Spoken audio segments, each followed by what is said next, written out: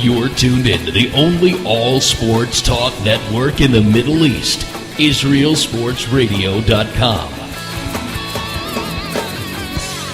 Body and Soul Gym in the heart of Talpiot. Great machines, excellent staff, and wonderful classes such as Pilates, yoga, and kickboxing. Give them a call at 02-678-8861. Once again, that's 02-678-8861. www.body-soul.co.il. Once again, that's www.body-soul.co.il. That's Body and Soul in the heart of Talpiot, which is great for your body and your soul.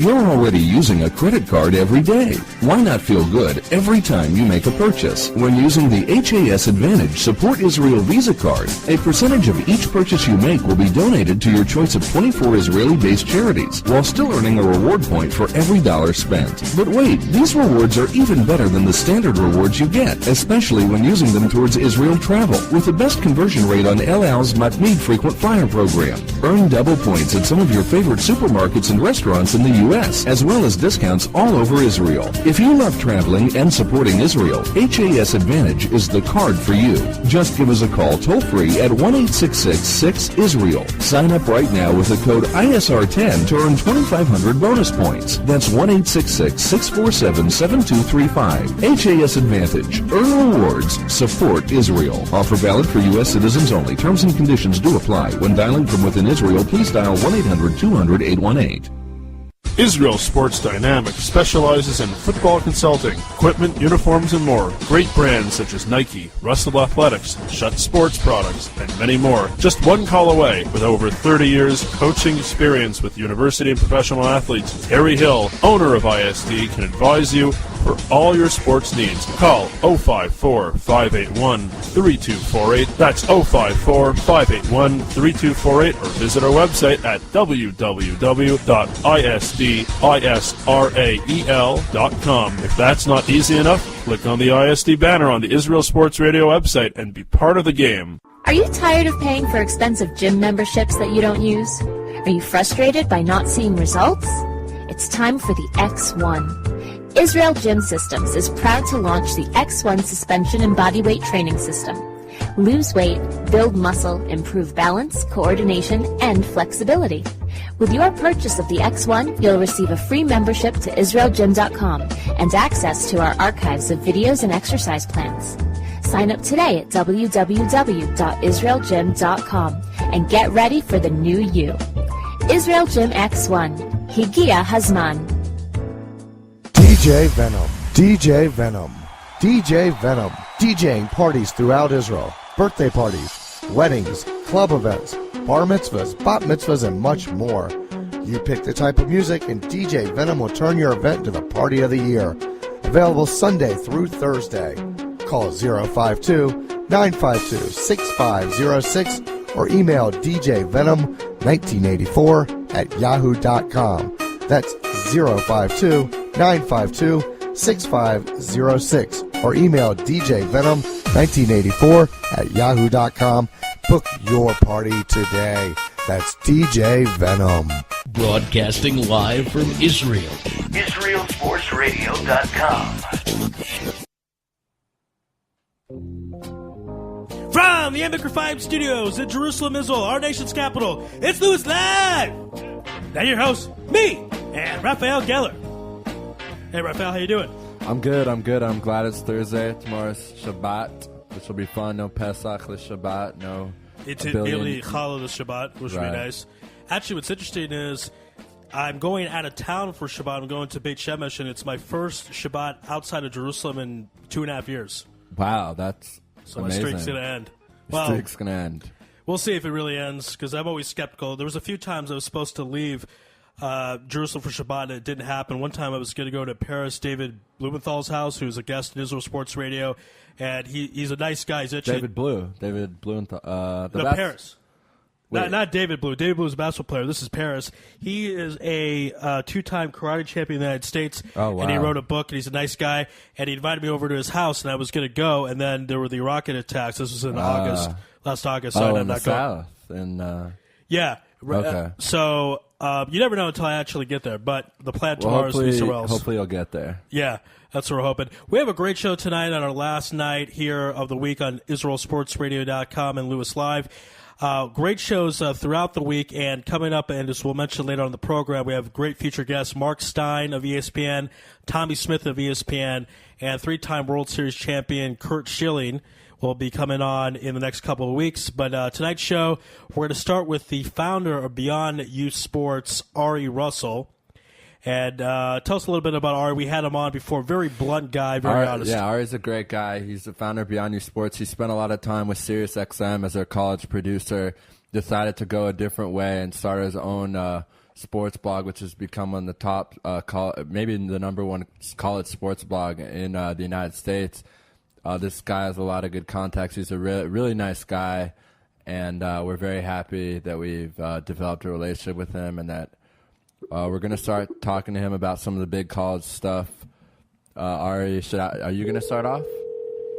Yeah, because there is a story that happened that is touching near to my heart, so we will ask Ari that. And Ari is a very blunt, honest guy. Hi, Ari. Yes, sir. Hey, Ari, this is Ari Louis with Louis Live and IsraelSportsRadio.com. How you doing out there? Great, man. How's it going? It's going wonderful, and there's so much to talk about in the world of college sports, and let's get right into it. Pat Summitt, who's the legendary coach in women's basketball of Tennessee. Many people say there wouldn't be a WNBA if it wasn't for her. She is retiring, so talk about Pat Summitt's career and why is she deciding to retire?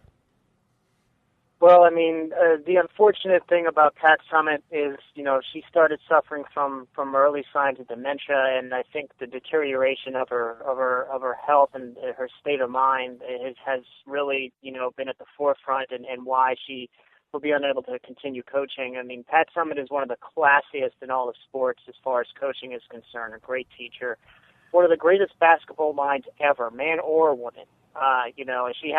She is on that Mount Rushmore. I mean, she is the women's version of John Wooden, or Pat or Bobby Knight or Coach K. I mean, that's the level that Pat Summitt's on. She belongs in that conversation. It's a sad story. Dementia and Alzheimer's disease are very destructive to the mind and the families involved. It's sad that such a great basketball mind and for all the sports for that matter is in decline, and that she had to step aside. It's really an end of an era. I feel terrible for her family. And WNBA aside, I don't necessarily know if that's how successful that league really is as a whole. It has some pockets of success, but as far as women's college basketball is concerned, Pat Summitt is the pinnacle of that, and she will always be that. She will be the top of that mountain. And, Tennessee is a great program, and they'll never find anyone to replace her. And I don't think all the college sports will find anyone to replace her. Pat Summitt, a brilliant mind, and apparently, from what I've been told from people that have dealt with her in the past, that she is just a consummate professional, kind, warm-hearted, genuine, and didn't think of herself as such a giant, even though she was one, and that's a rarity these days. It's interesting to bring up WNBA because I'm a fan of the league, but there's no question that more people go to Tennessee volunteer games that Pat Summitt has coached than most WNBA games. Well, they go to more Tennessee women's games than Tennessee men's games. That's no question. I mean, Tennessee men's basketball is third fiddle in at University of Tennessee at Knoxville. One is obviously football, two is women's basketball, three is men's basketball, and three is a distant. Bruce Pearl brought a lot of notoriety because he really did embrace the entire athletic program there and embrace the women's program. And remember, the famous pictures of Bruce Pearl. By the way, he's tried, if people don't know that. Right. Where he painted himself in the colors with his shirt off in the student section for a women's game. You know what I mean? So that type of stuff that the coach of the men's basketball team was doing. So he really embraced that. Of course, he's gone.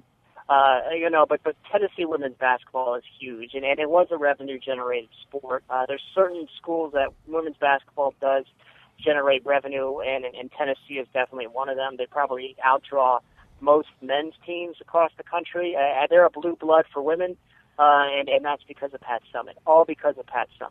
Now, is it true that not too long ago, well, when I say that, it might be 10, 15 years, but Pat Summitt was offered the men's job and turned it down? That's a rumor I've heard. Can you confirm if that is accurate?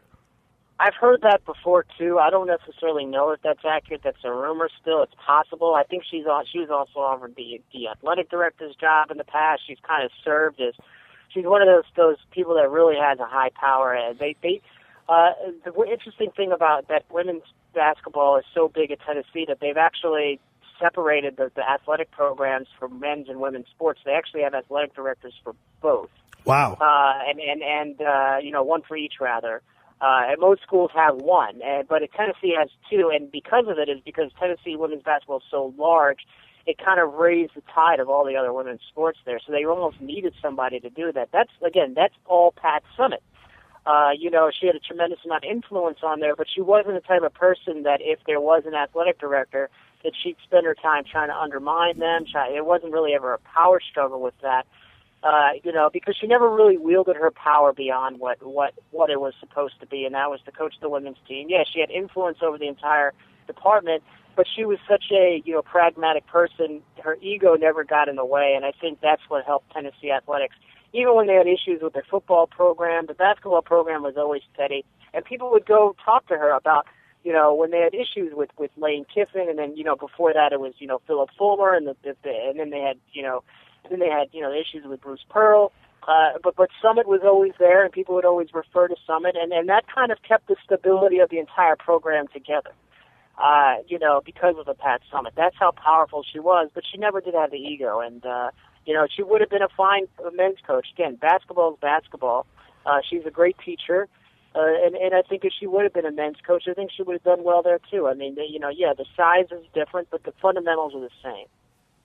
All right, and again, sad story that she is retired, but her legacy, one of the best in all college sports, like you mentioned, men or women's. Let's move on to Larry Brown. Now, Larry Brown, to give you an idea of how many teams he's coached, 1 year coached the Clippers and the Spurs in the same season. He's a brilliant mind, but certainly known as a nomad, bouncing around from team to team, was in the NBA in a row for a long time, now going back to college to SMU. He's 70 years old. What do you think of that decision? Are they crazy to take a guy that might only be there for 2-3 years? No. First off, another tribe member, Larry Brown. That's right. Got to represent. Absolutely. Anyway, Larry Brown is one of the best elite college, all basketball minds, another great basketball coach. SMU is not out of their mind. I don't care if they have him for 6 months. It's still going to do their program justice. This guy is a brilliant coach. He wins wherever he goes. I think, throw away the Charlotte Bobcats, a dysfunctional organization, no chance to win there. Michael Jordan's a clown as an owner, a great basketball player, one of the worst owners and executives in the league. There's no question about that. His track record sucks. And then he also had a bad stint at the Knicks too. Again, dysfunctional franchise at the time. Isaiah Thomas was running it into the ground. That wasn't going to work, and he knew it, but he kind of backed away at the end. But outside of those two experiences, if you look at his record in the NBA, he wins wherever he goes. He's the only coach ever to win the NBA championship and the NCAA championship. Right. He's had stops before. I mean, he's coached in some of the toughest places before. This is his third college stop. His first one was at UCLA. People forget that he brought UCLA to the national championship game in 1980, only to lose to Louisville. But that was a big deal because, remember, UCLA was somewhat in decline, had some issues because, Wooden retired in the 70s. They weren't able to really get back. You can't fill in the shoes for the giant. But Brown was able to bring that program back up to the Final Four and brought him to the finals. They lost Louisville, but who were the favorites anyway. But that was a big deal. I mean, and that's a Bluebird program with a tremendous amount of pressure, and he was able to take that. Obviously, what he did with Kansas. He went to the Final Four in '86, and then won the whole thing in 1988 with Danny and the Miracles, which is another big run there. So he has a national championship under his belt. And like I said, he's won in places where you weren't supposed to win in the NBA as well. Places like the Clippers. He was great with the Clippers. Believe he took them to the playoffs, if I'm not mistaken. And he's done, and he even did some justice with the Nets. He was with the Nets a little bit. They weren't terrible. This guy knows how to coach. He's a teacher for Southern Methodist. I wrote this on our site on Beyond You Sports, by the way. about Larry Brown, that this is going to be a great hire. This is going to raise the profile of SMU. They don't have a historically strong program to begin with. Yeah, he's old. He's 70. He might only be there for a couple of years, but, he's going to win. He's a proven winner at the college level, too. He knows how to teach basketball. This is a great move for Southern Methodist University. I'm excited to see what he does. I'm a big Larry Brown fan. I've always loved his work. Thought he's one of the better coaching minds in all of basketball, and I think SMU is going to be really happy that they hired him. Hi, Rafi. It's Raphael. Thank you again for joining us. What's going on? Thanks, man. Good article, good interview there that you had on our site with Alex Tyus. Really appreciated that. It was very informative. Very interesting stuff that you got from him. Thanks. Yeah, it's a great story of how he made it here and what he's doing here and what he's gonna do. I think his goal is to make the NBA next year. So we'll see what happens with that. But I want to talk to you about a story that hasn't gotten a lot of attention. Well, maybe it has gotten a lot of attention, but a lot of people might not be so aware of it. It's the story of Jared Uddeth from Wisconsin, who I'm just going to give a quick background for our listeners out there who don't know. I believe he was redshirting last year. No, he was on the bench this year. He played for University of Wisconsin, Bo Ryan, the basketball team, and he asked for a transfer. And what Bo Ryan did was he literally said that he could not transfer to any team in the Big East, or Big Ten, that is, ACC, a lot of teams in the Missouri Valley. He just pretty much told him you can't transfer here, here, and here. This is just something I want to discuss with you because I remember last time we had a great time talking about NCAA hypocrisy. So I just want to get your thoughts on what is Bo Ryan doing? Like, is he mad at him? What is this about? This is starting to become very frustrating because coaches that you would think were a little bit more pragmatic, a little bit more fair, guys like Phil Martelli at St. Joseph's, Bo Ryan, another guy. I had a chance to meet him before. A really nice guy, comes from a great basketball family. You would expect better from them. And it's unfortunate. I don't understand why they do this. Like, coaches can leave at any time they want without repercussion. If a young man wants to change universities, yeah, he signed on, but he feels it's not a good fit. Why does he not have the freedom to move? Why can't this particular student move on to another institution because it doesn't feel like it's a good fit? Yeah, it might go against the rival, but so what? Maybe any other regular student out there, if you're a cellist, for instance, and you go to you go to a school that is top 10 cellist program in the country, and they do have competition for this, by the way. And let's say, I don't know what school, let's say Miami, and Miami's got a good music program, and all of a sudden, you want to transfer from there to Berklee College of Music in Boston as a cellist. Right. But you can go and do that all you want. You can file the paperwork. That's easy. The cellist can go. Yeah, it might get some of the people in the program angry, but they ain't going to stop him. He might be on a cellist scholarship, but if he gets a scholarship offered to Berklee and sees a better opportunity for him there, the cellist is going to go to Berklee because he thinks that's a better fit. He might be from Boston. We don't know. Maybe he just likes what's going on there, didn't feel comfortable with the entire environment at that particular institution. Why should basketball be any different? And the reason is that it's such a revenue-generating sport that the coaches, the stakes are so high that if they lose an edge to maybe one of their rivals, maybe the kid wants to transfer to Marquette, which is a kind of a pseudo-rival of Wisconsin. Or like they said, Missouri Valley's got a lot of really good programs that, have, or even Horizon League, like, Wisconsin Green Bay has beaten Wisconsin head-to-head in the past. So, maybe he's worried that this guy is going to have an edge and that, at some point in the NCAA tournament, turn around and knock them off. Right. I don't know. This is a high-stakes game. So the coaches really try to step in and wield their influence and power. It would be nice if the NCAA wouldn't allow that, would forbid coaches from doing this. Now, obviously, you have to fill out a certain process in order for it to make it work. But I just find it un-American almost, where and a lot of stuff with college sports is un-American. Right. Very un-American, or maybe it's more becoming American. Who knows? Maybe it's the new culture. Yeah, the new culture, the selfish, destructive 1% type deal that everyone's out for yourself. Pull yourself up by your bootstraps so you can go kick the next guy in the ass type deal. That's not how it used to be.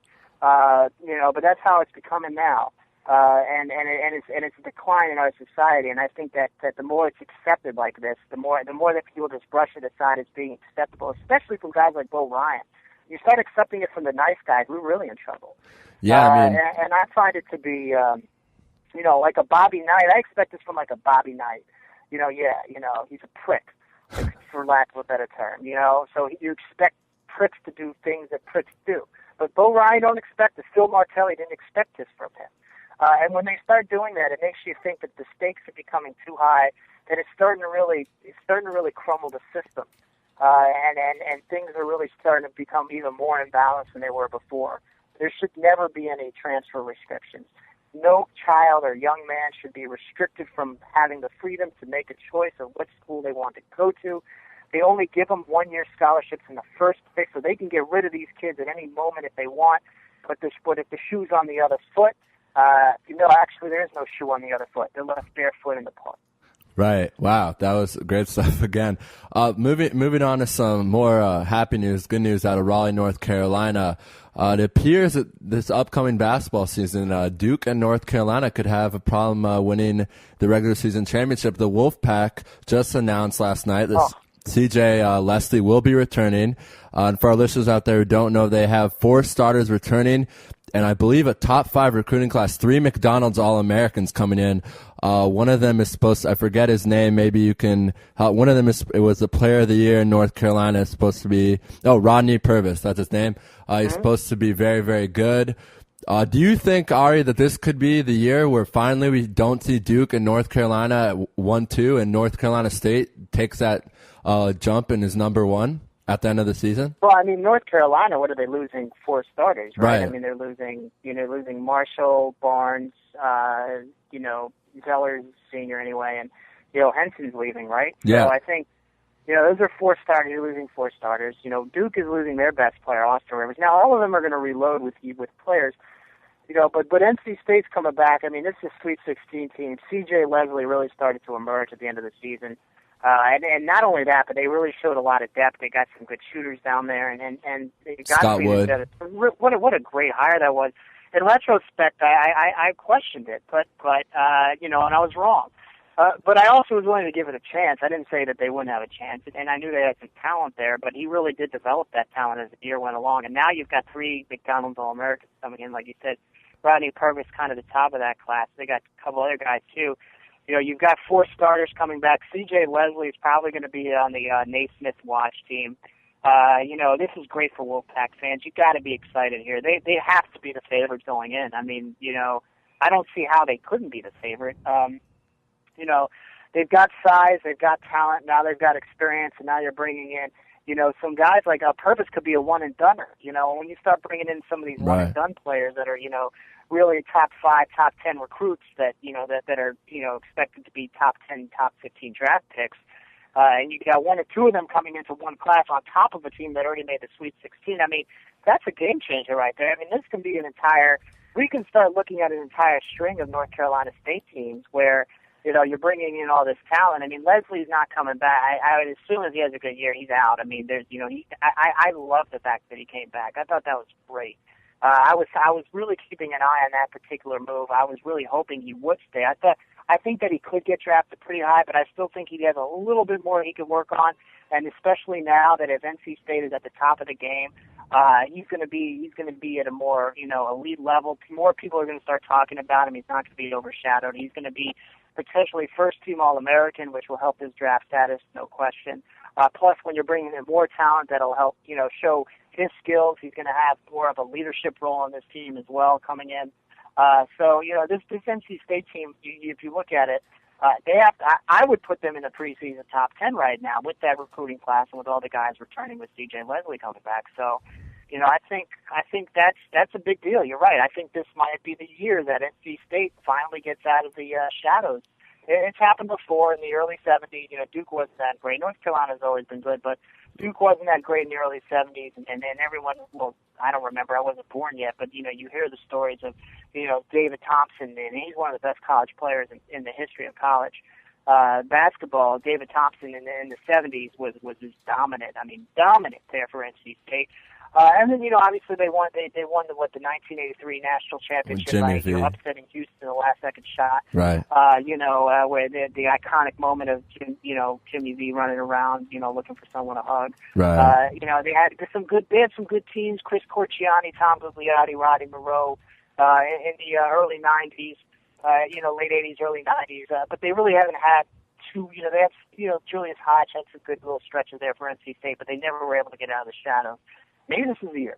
We'll see. I hope so. We need some more talk other than Duke and North Carolina all the time. It's good for the sport, and it's good for ACC basketball that NC State could actually have a chance to kind of overshadow big brothers to two big brothers.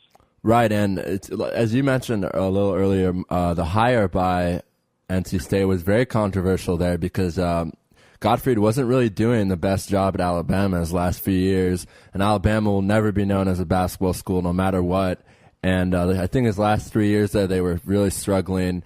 But he did have a couple good teams. I think he had an Elite Eight team once, and but still, you're right. It was a very weird hire, but it seems like it worked out well. And the scary part about this team, as I'm looking at it right now, they only went 9-7 in the ACC last year. So they kind of underachieved until the tournament where they just kind of exploded on the scene. But this team could be, I would definitely agree with you, Ari, that this team should be in the top 10 with four starters back and 3 All-Americans. Speaking of another team, that reminds me of my Indiana Hoosiers that will have they also are having 4 starters back, I believe. Yeah, because Verdell Jones was a senior. But it's very similar, this IU and I think, and Indiana also made the Sweet 16. So maybe these two teams are the breakout teams of next year. What do you think? Well, I mean, a lot of people have Indiana as the number one, as, preseason number one, because you have all the returners coming back, plus another strong recruiting class. So we'll see if they're able to keep up with that hype. Michigan State's losing some guys. Obviously, Draymond Green. So if you look at the Big Ten, we know Ohio State's losing Sullinger, so that's a big deal. They still have talent anyway, but I think Ohio State won't be down, but they're not going to be at the top. Michigan having some guys come back. What Burton decided to come back. That's a big deal. So they might be the other team in the conference to really, give a challenge to Indiana. So from a Big Ten's perspective, Indiana should win that on paper at least. And with the talent they have coming back and with the success they had this past season, I think, it's hard to look at them not being a top 5 team preseason. Indiana basketball is back. That's good. That's great. It looks like UCLA basketball could be back. They had the number 1 recruiting class, I think, this year. Got Sabaz Muhammad, can I say it right? Right. Coming in, and I actually had a chance to see him play in the Jordan game, and he was dominating. I mean, that guy's awesome. And they're like, now they're kind of bringing in another class there, kind of like the ones that got Ben Howland so popular amongst the UCLA brass to begin with. He kind of was starting to fall out of favor, and all of a sudden he's back from the grave. With a huge recruiting class and some guys returning next year, so they should be another really good team as well. Kentucky's losing a lot, so yeah, you are getting some. It's kind of like a new wave coming in again. With teams that Indiana, which has been down for a while, had finally kind of found a pulse this past season, and really could be emerging as back at the top of college basketball again. And every time you have a blue blood, whether it's Kentucky, whether it's Indiana, whether it's Kansas, whether it's UCLA, whether it's North Carolina, anytime you have one or more of those teams on top of the college basketball world, it's good for the entire sport because absolutely they have huge fan bases across the country. A lot of energy and passion behind those schools. So every time that they fill up arenas, every time that they are good, more people talk about college basketball. That's good for the sport. There's no question about it. Right, and with the Michigan thing, I think what happened was Darius Morris, who was on that Michigan team, was a freshman. went out after his freshman year. I think got drafted in the second round by the Lakers, has barely played. So I think maybe Hardaway Jr. and Trey Burke kind of looked at that and said, wait a minute, we want to play in the NBA. We can come back and do some special things next year. So they decided to come back. Yeah, that wasn't a bad decision. I think Hardaway still has to work on his game a little bit. I also don't think he was projected as a top, first round pick. Maybe he can be next year. Burke, I think he's a great talent, but he's got a lot of work. I mean, I saw a lot of flaws in his game. I thought, he just from a maturity standpoint, he's a ball handler. So I mean, a lot more responsibility. I didn't see him as being a total clutch player. Like you look at other guys, like was he in the same class as like an Austin Rivers, Kendall Marshall, stuff like that? No, he's not. So why would he even go up against that? You're not. Yeah, I look at it like if you're not going to be really a lottery pick and you're on that border, and you're not like a lock lottery pick, there's no reason for you to leave. Unless you just can't read, like seriously, that happens. Some of these guys, they're just not good students, so they're not meant for college, and they run out of the basic simple courses and they start having to get into their major courses, and they can't handle it anymore. That's happened time and time again, so they leave school early. People say it's a bad decision. The reality is that they really didn't have any other decision because they would have failed out of school anyway. So they want to take their chances, go to the NBA, maybe work hard, maybe get drafted. If not, move to the NBBL or go across overseas and play. That happens more than not. Many people don't talk about that. A lot of guys do leave school early, and then they put the perception of it. They think they're going to be drafted, but they leave early for academic reasons, more than anything. That happens more times than not. Sometimes it's a discipline thing, but Burke, it's a good decision. He needs to refine his game a little more. And again, he's going to be on the stage now that they have a chance to maybe win the conference or, go deep in the NCAA tournament or at least, get a lot more exposure. Right. With the chance of, having their battle with Indiana. Kind of like the old days, kind of like what it was back with the Fab Five. Indiana, Michigan, that was a great rivalry back then. Late they were always 80s, going early back. 90s. Absolutely. All right. We have to roll on to our next guest, but thank you so much for your time. And next time when you discuss Michael Jordan and his owning skills, could you be a little more blunt and honest? Because I think you held back a little bit. Oh, man, yeah, Michael Jordan. I'm just teasing, of course. That guy, he should just stay at the roulette table. I'm telling you, he has better success there or the blackjack table than he does at running the Charlotte Bobcats. Well, again, I said, folks, to begin this interview, if you didn't like honesty and bluntness, turn the station. Ari, we certainly appreciate the time, and it's great. Two Aris on one show because this is Israel Sports Radio. Ari Russell, the founder. Great name. Yes, great name. It's the best. It's the best name out there. And we're having another guest named Ari in an hour from now. So Ari Bluestein. 3 Aris. You better watch out. Your quota's coming up. Well, right? growing up in school, I used to get called Ari, so I was the only Ari within. Oh, man. Come on, man. Erie. What the hell is that? Do I have an I before my R, you sucker? It's like I was the only Ari at 150 miles, and that's why they call me Ari. But, hey, now there's 3 Aris in this show because this is, again, Israel Sports Radio. So, Ari Russell, the founder of Beyond You Sports, thank you again for your time, and we'll have you on again really soon. All right, man. I appreciate it. Have a great day. All right, be well. You too. Thanks, Ari. All right, once again, that was Ari Russell, from the founder of Beyond You Sports, and we're now going to dial up our next guest. Raphael, tell us a little bit about him. Ryan Blake is the NBA director of scouting, so we're going to talk a lot about international basketball, the draft, what he does in the off season, what he does during the season. It's a good time to have him on. We're very lucky to have him on, and it should be a good interview. He gave us 2 numbers to read. This is Ryan. Hi, Ryan. This is Ari Louis from Israel Sports Radio. How you doing out there? Good. What's happening? I'm doing great. You're live on the air, and for our audience just tuning in, we're speaking with the NBA Senior Director of Scouting, Ryan Blake. And first question for you is, when you're scouting, when you're looking for talent in a player, is height the thing that you look for the most? A lot of people say, hey, you can't teach height. If a guy is 7 foot tall, whatever, go after him, look at him first. I think what we try to find is whether or not a guy can play at a position or 2 positions or more than 1 position at that next level. You can't teach height, but basketball is a skill level, and a skill level for really 5 positions. And if you look at the NBA right now, you don't really have that defined positions as we've had in the past. We have a lot of different offenses. We've got a zone defense, at least a sort of a retro zone.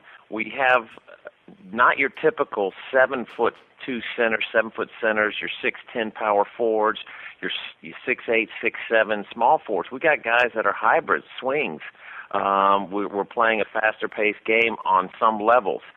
There's a lot of different types of the game that is being played. So overall, we want to find a guy that we feel that can play at the next level, and it's not defined just by height.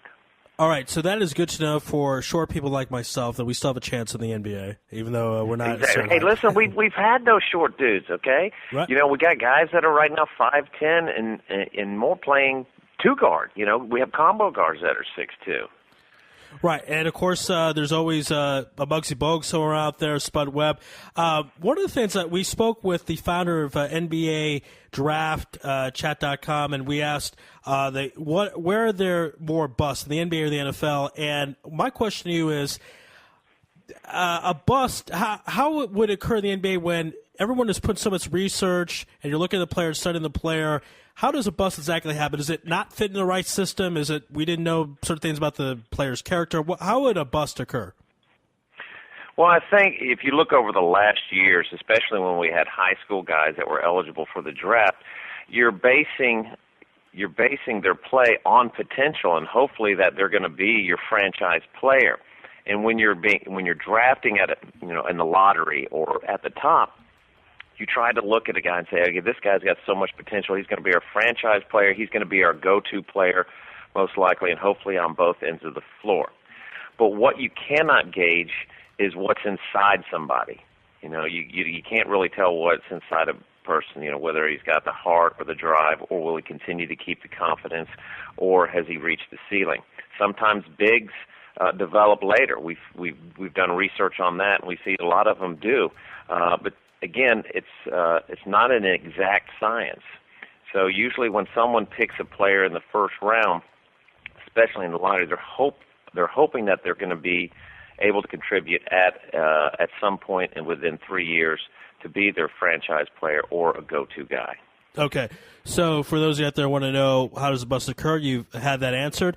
Now, this is kind of a basic question, but a lot of our audience listening might be new to the concept of the NBA draft, because if you notice between the NBA draft and the other drafts, there is one major difference in that the NBA draft is done as a lottery, so it is not necessarily the last place team gets the first pick. They're eligible.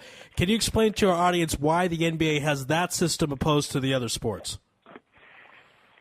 Well, I think it came down to you wanted to protect a little bit, and I'm just probably commenting on how I feel, is that you don't want teams just to tank at the end of the season to get that position. And again, you might have some that lose just to get more of those lottery balls that might go their way. It doesn't always occur that way. Plus, it adds a little bit more flavor to the game. It's another thing to look at and watch, you know, during, I guess it's in June or whenever they have the lottery, that, you know, I'm always there going, okay, who's going to get the first pick? Who's going to get the 13th pick? You know, whether Atlanta or New York or Charlotte's going to get it. So then you start getting those mock drafts going, okay, well, this is what this team needs. This kid may move up. So if you're a guy following prospects or following a draft, or like myself who spends their whole year looking at players and try to gauge which one's the best or not, this is also a big part of what the fans like. And it is entertaining to see who's getting the ball first, and like you said, it adds more flavor to it, more drama.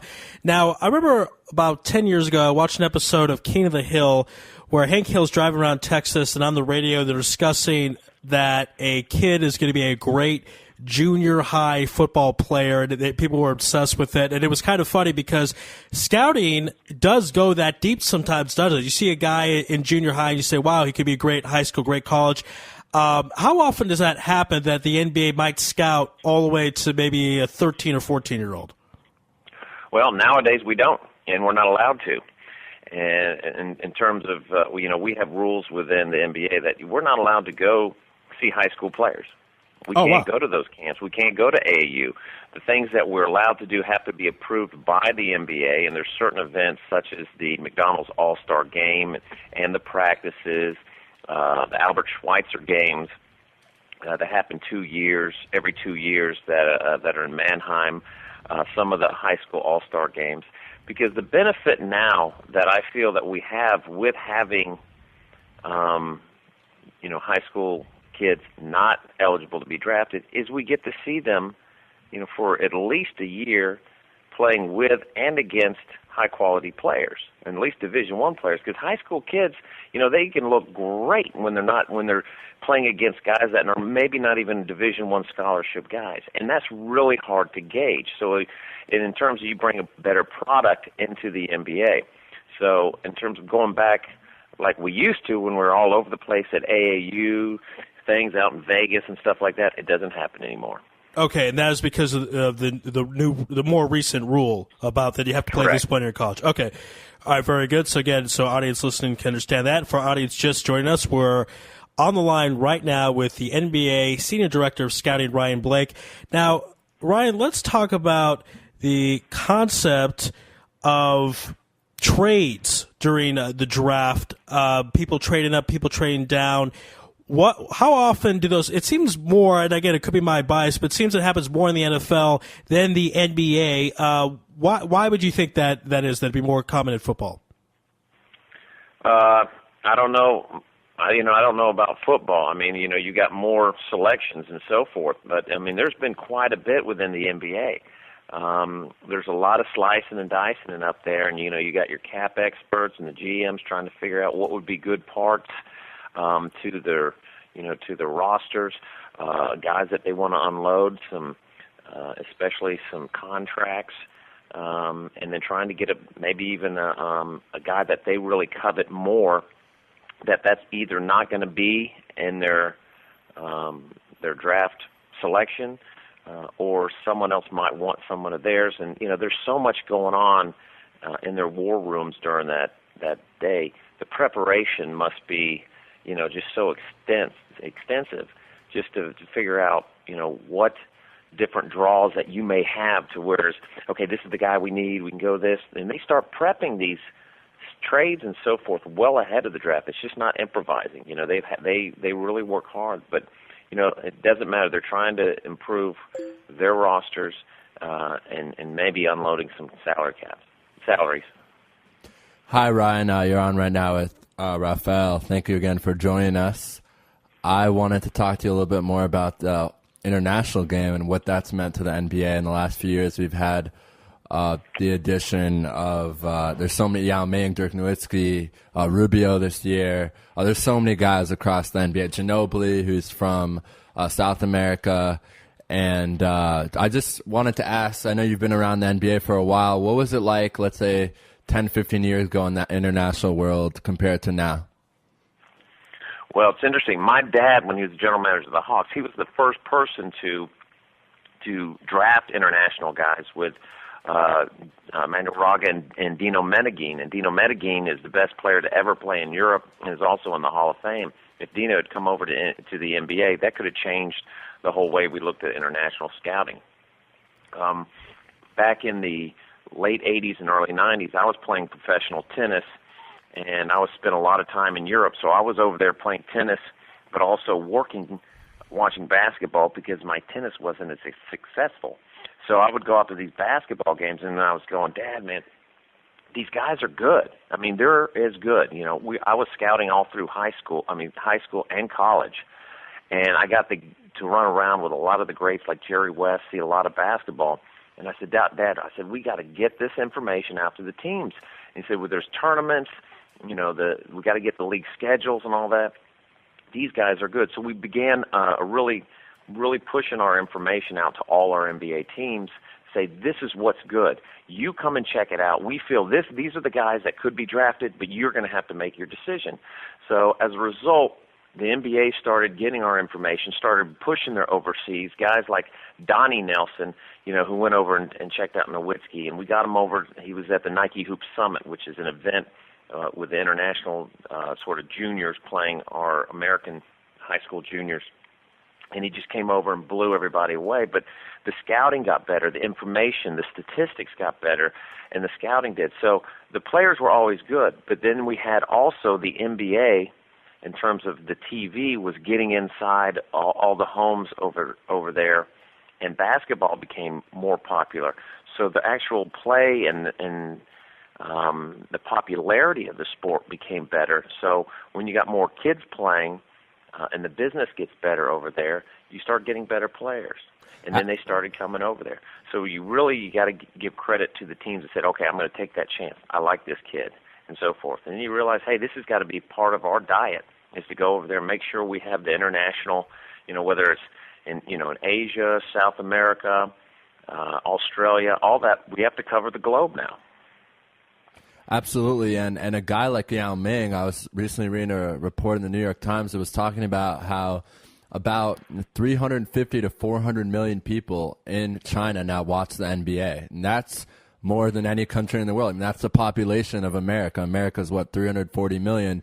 So that's an amazing stat, and if you look at that stat maybe 15 years ago before Yao was there, who knows what the number was back, and I'm going to assure you it wasn't even close to that. So Yao Ming's done a great thing for the NBA in China. I know there's now a whole, correct me if I'm wrong, I believe there's a whole office there called NBA China that has everything there, and the Chinese league, a lot of American players during the lockout spent some time there. J.R. Smith was there. I think Stephon Marbury was there, but he's another issue. So that very, very interesting stuff from you there. I just want to remind our listeners, right now we're on with Ryan Blakely, Senior Director of NBA Scouting. Ryan, I wanted to get in with you a little bit more specifically about European basketball, because we're in Israel. A lot of our listeners are Maccabi Tel Aviv fans. Maccabi is a powerhouse in the EuroLeague. I was wondering if you've ever scouted in the EuroLeague. Do you look for talent in that kind of league? When you have you ever been to Europe to scout? What kind of stuff do you do for? Oh, absolutely. Every year, in fact. Okay. First off, we're checking out, for me, it's a little bit different from me than the NBA teams. I'm definitely going to, the FIBA under 18s or like the under 17 World Championships in Latvia, or is it Lithuania? I can't remember. I get them mixed up. But the under 20s, all those are very important. Where I have my scouts, EuroLeague Final Four, you got the junior tournaments, you got the FIBA junior tournaments that are going on, so we have someone there, or we're going, and the teams are doing that as well. They have to keep up because, again, these guys have either players that they may have taken in the second round, so they still have the rights to them, so they got to still check up. There's a lot of technology now that allows us to get all the film there too, so that helps the teams too save on costs. But having our scouts there overseas, and the GM still have to go over there and check it out. So the European Final Four, that's a good thing. You can check out 4 good teams if they have draft eligible prospects or future draft eligible. I mean, even with the free agents, we've seen what we've done with a few players that we just bring over. That might be out of their contract, and we bring over that we know that they can play. It wouldn't be doing our job if we couldn't cover everything. Right, and in the last few years, I mean, I mentioned this earlier, in the last few years, there's been so many guys drafted. The number 1 pick, there was Andrea Bargnani, who's on the Toronto Raptors now, and he didn't really develop into what people expected of him, but he is still a solid, I think, 18 to 20 points a game guy, kind of soft on the boards, but still a good talent. Of course, Andrew Bogut from Australia. I mean, there's so many guys. Patty Mills now is playing really well with the Spurs. He was recruited by Coach Bennett of St. Mary's, who I feel like just recruits Australians over there at St. Mary's. He loves Australians. And another thing, I wanted to tell you, I'm partly Canadian. I have family in Canada. So I wanted to talk to you, Ryan, about really the enormous development of Canadians in basketball. You look all around the college game right now, and even in the NBA with Steve Nash, Jamal McGlure, and all those guys. But in college level, there's so many guys that are getting drafted or that are stars in college. At Baylor, there's Heslip, who made all the threes, and at Texas, Rick Barnes also loves his Canadians. He seems to be recruiting a lot of Canadians. So I wanted to ask you, what do you think's been going on in Canada that has made it possible for all these Canadian guys to get more attention?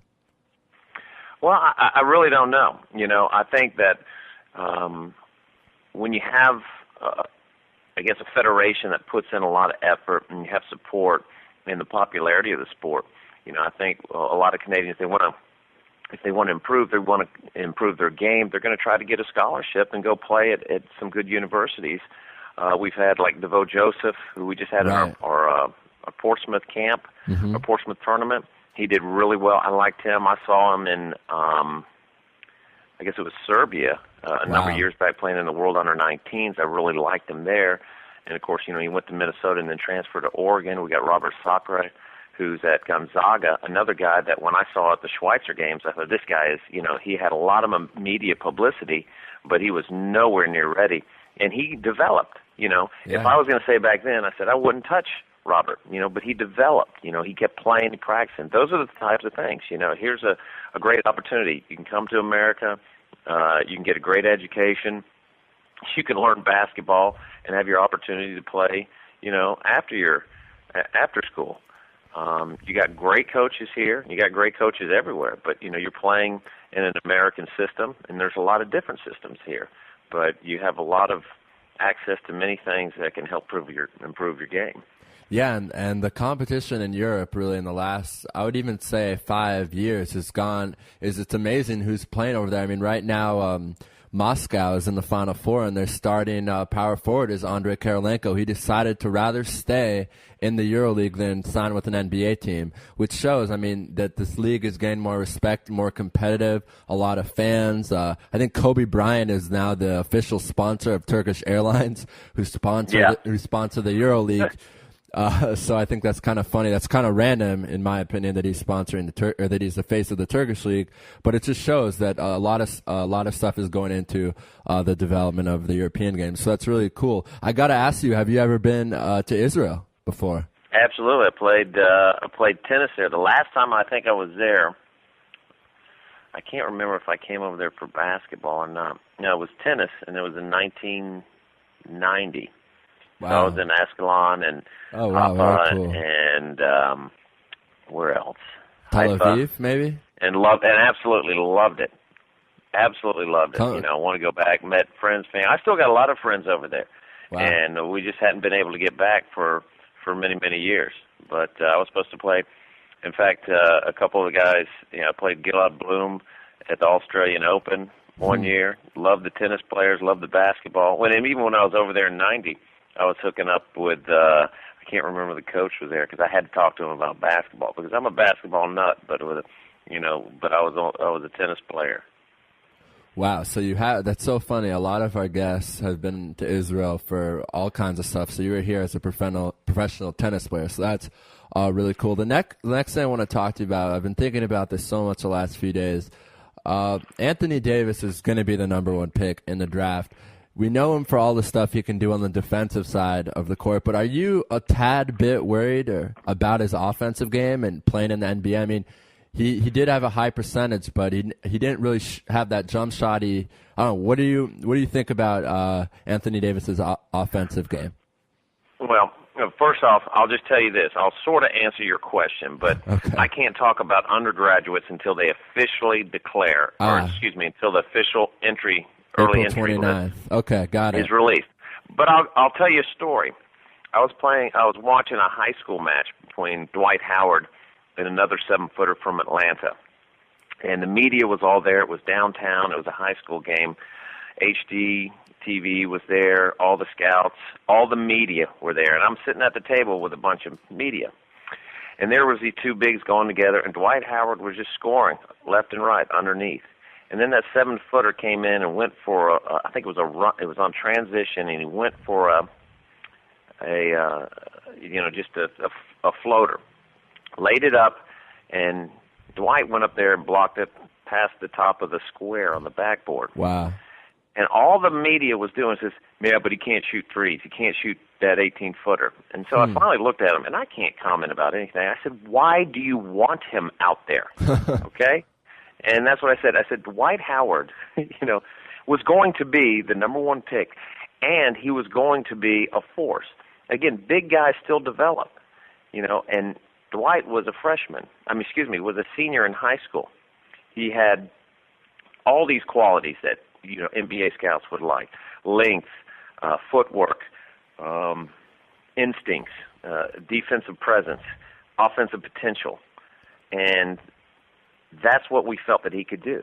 And even on the defensive team, defensive end, he was going to be. We felt was going to be, and we wrote it was going to be one of the best centers ever to play the game. And that's hard to do and say that at a freshman level. So you really, when we talk about centers in general that have that come in and are great at the defensive end and have potential on the offensive end, it's regardless of what happens, it's still, big men don't come around, but what my father used to say, every 25 years, and especially in terms of centers. So, and I think when it comes to gauging big men, that's what they have to look at. Wow, very, very interesting stuff there. Again, we have a couple more questions, then we're going to let you go. We're on right now with Ryan Blake, the NBA Senior Director of Scouting. Another thing I think a lot of our listeners would be interested in hearing about is you hear the term, that guy has a lot of raw talent, or he's going to get drafted in the top 10, but he has a lot of raw talent. He's raw. It's going to take him some time to develop. I guess you kind of spoke about this just now, but what is that exactly? Does that mean? Do you? I mean, I think that what that usually means is a guy is really fast. He's an athlete and can really jump. Okay. That's what I hear. Guys got raw talent. Really do that. And a lot of times, you get someone that's an exceptional athlete and doesn't know how to play. That's when your mistakes happen. A lot of times, raw talent means you're young and you're athletic. You're not going to see a 6-foot point guard that hasn't proven themselves at the point get drafted that much, because you got to have a guy. That's a real risk in terms. When Brandon Jennings went overseas, that was a huge risk. Here was a guy that left. He was going overseas. He made a lot of money, but didn't get a lot of playing time. Right. He didn't shoot the ball well. No. Very inconsistent in terms of minutes and ability to develop. Now you got a guy that was, we would say raw talent. He hasn't proven that he can run a team. He hasn't proven against a higher level that he could score and stuff. So although he had a lot of raw talent, let's say, and a lot of ability, it was still a very risky pick because you don't know. With Sebastian Telfair, here's a guy that got drafted early by Portland, I think it was. Yeah, 13th, Portland. Here's a 5'10" kid.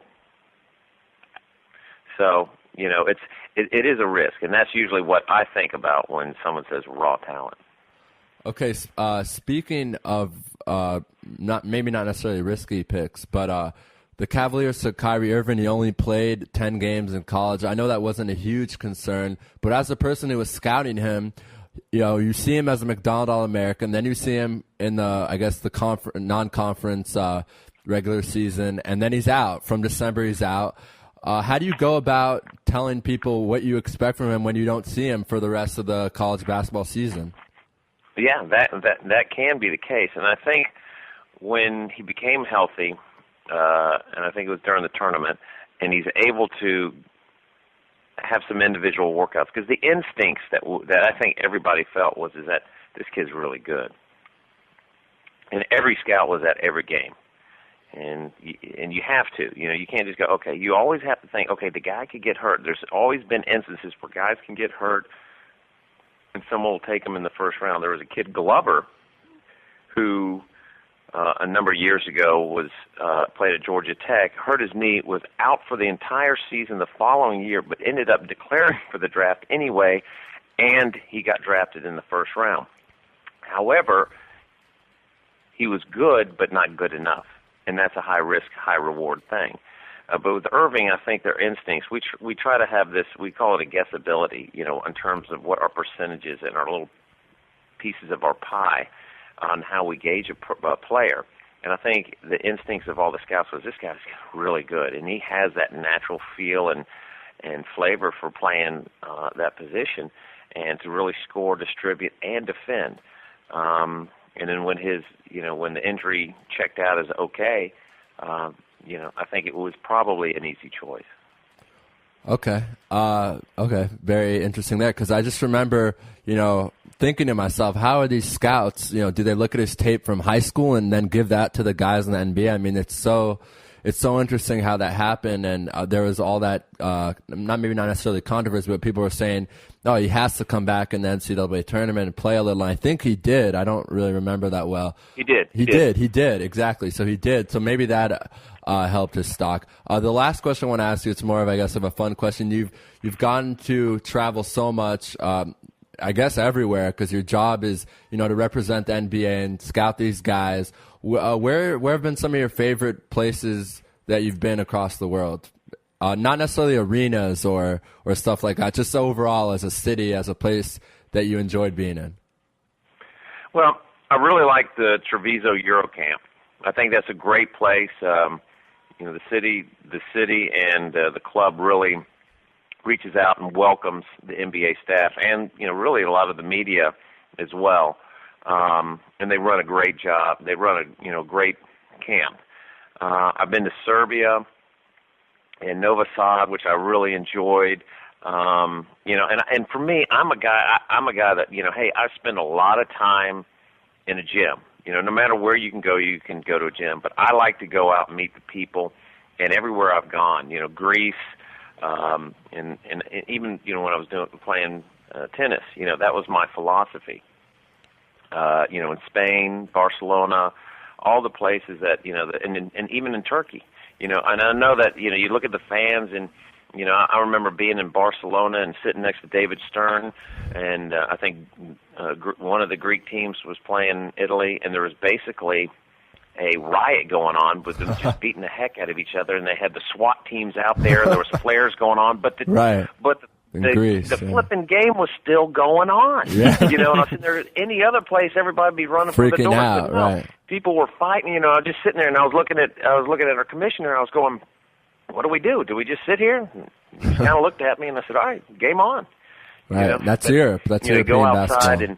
And here's another thing too about this is I remember when we were there in Barcelona and me and Mike D'Antoni and his family we got a car and we were just going around the sites and this really resonated with me how popular the sport was, but also with Mike.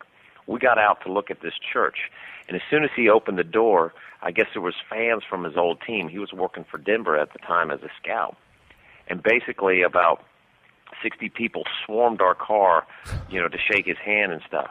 And I was like, wow, now that's big time. Right. And when you have people that support basketball, their team, I know how soccer is as well. It's the same type of concept. Soccer is, basketball too. It's just great.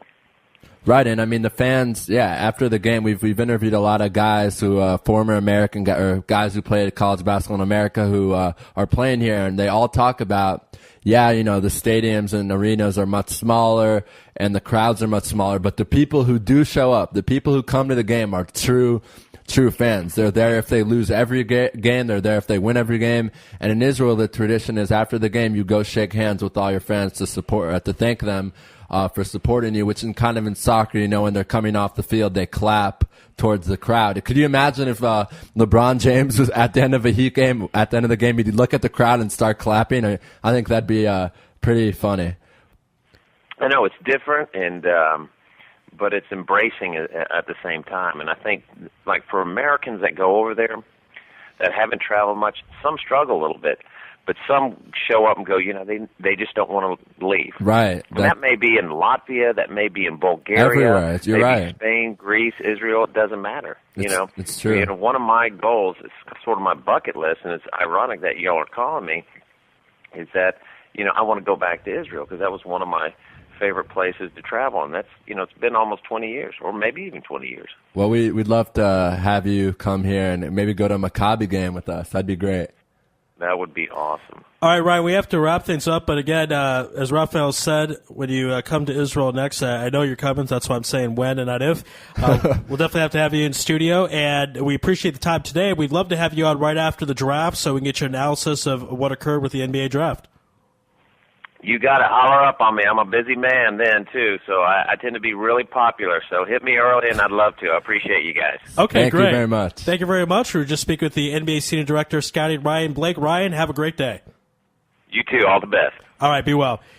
Again, as I mentioned, Ryan Blake, and we'll not take a commercial. We will continue on. No commercials. Yes. That's how we roll, right, Ari? Well, not all the time. We don't want our sponsors to get upset. That's true. Never mind. I take back what I said. But we actually went 30 minutes with Ryan Blake. We thought only 15 minutes, but it was just such a great interview. We had to keep going and didn't want to shortchange our fans.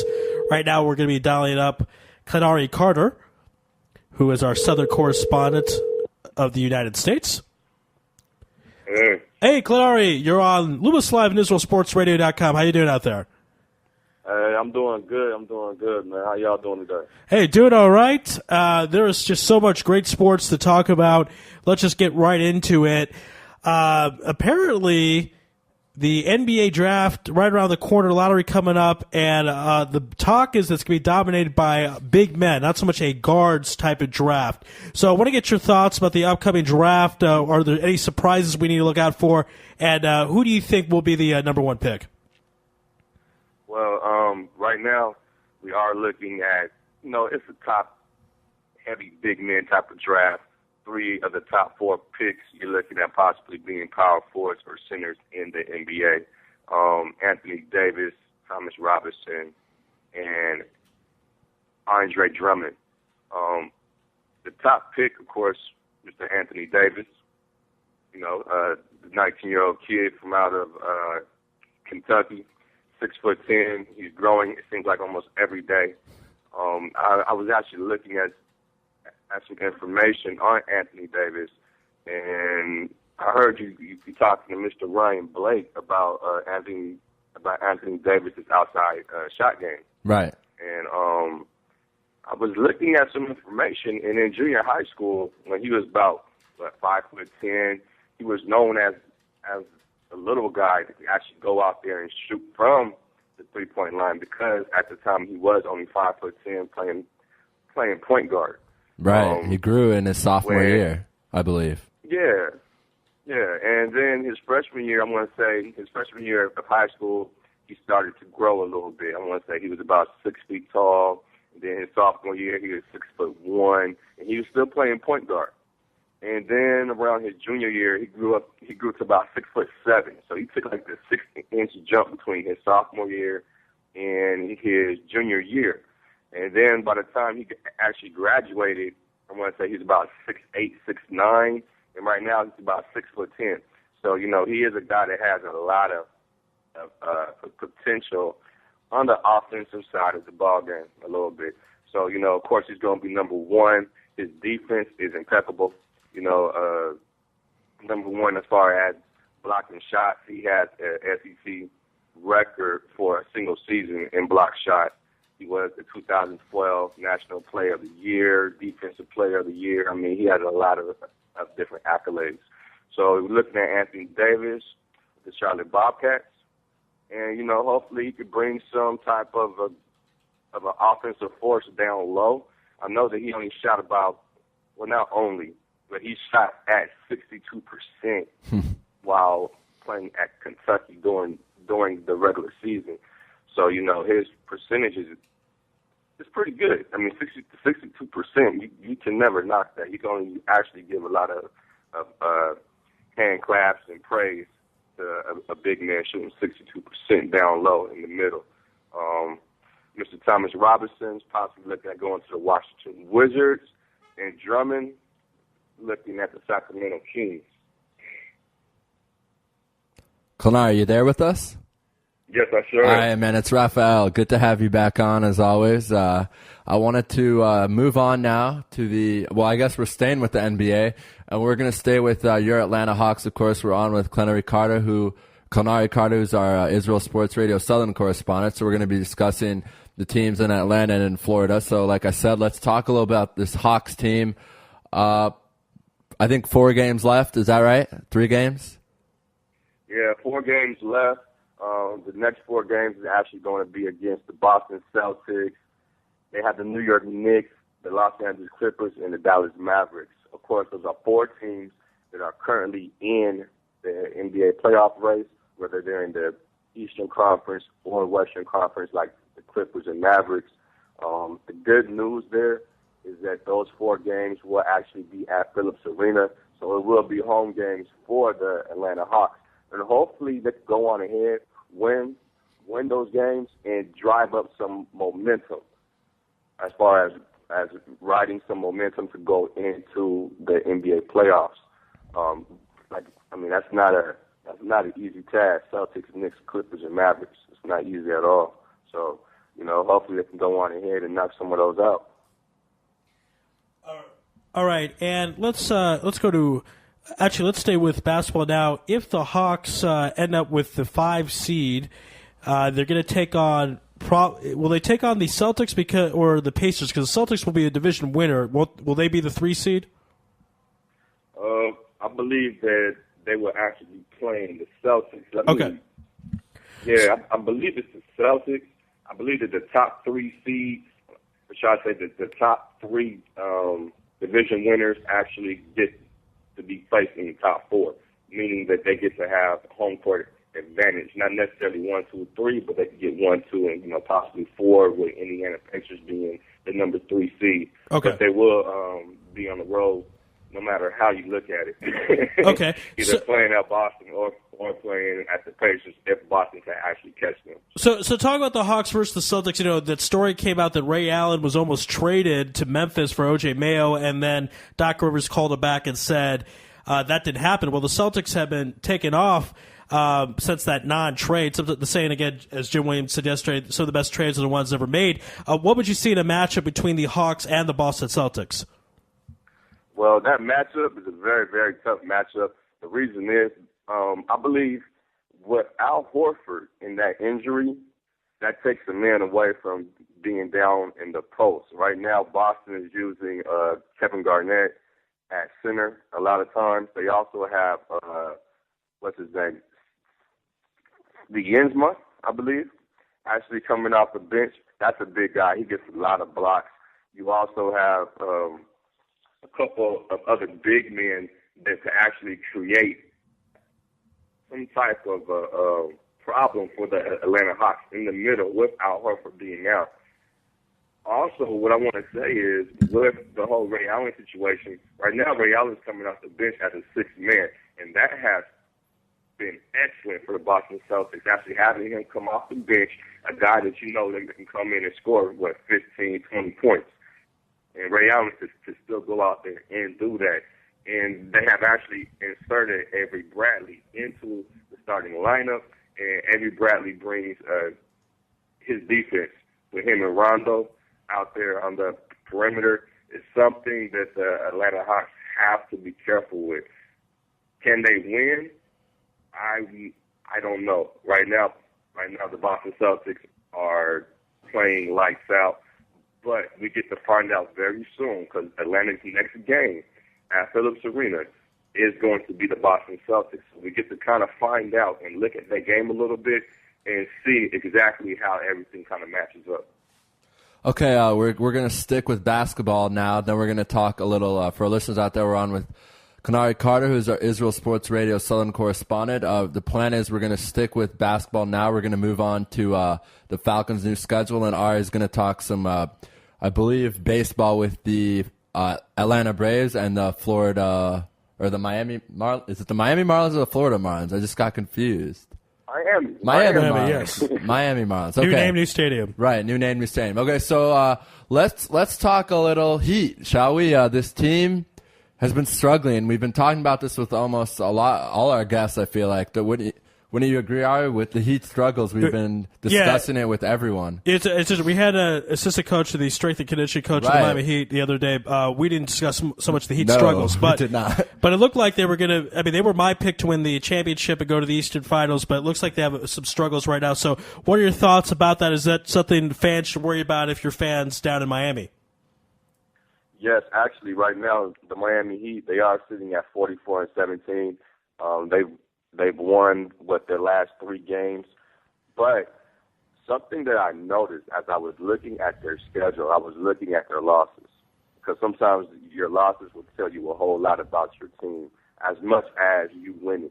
Now, their losses are against the Atlanta Hawks, the LA Clippers, the Denver Nuggets. They've lost to the Milwaukee Bucks twice. They've lost to Orlando Magic twice. They've lost to the Utah Jazz, Lakers, Bulls twice, Oklahoma City, Indiana Pacers, Memphis Grizzlies, and Boston Celtics. Wow.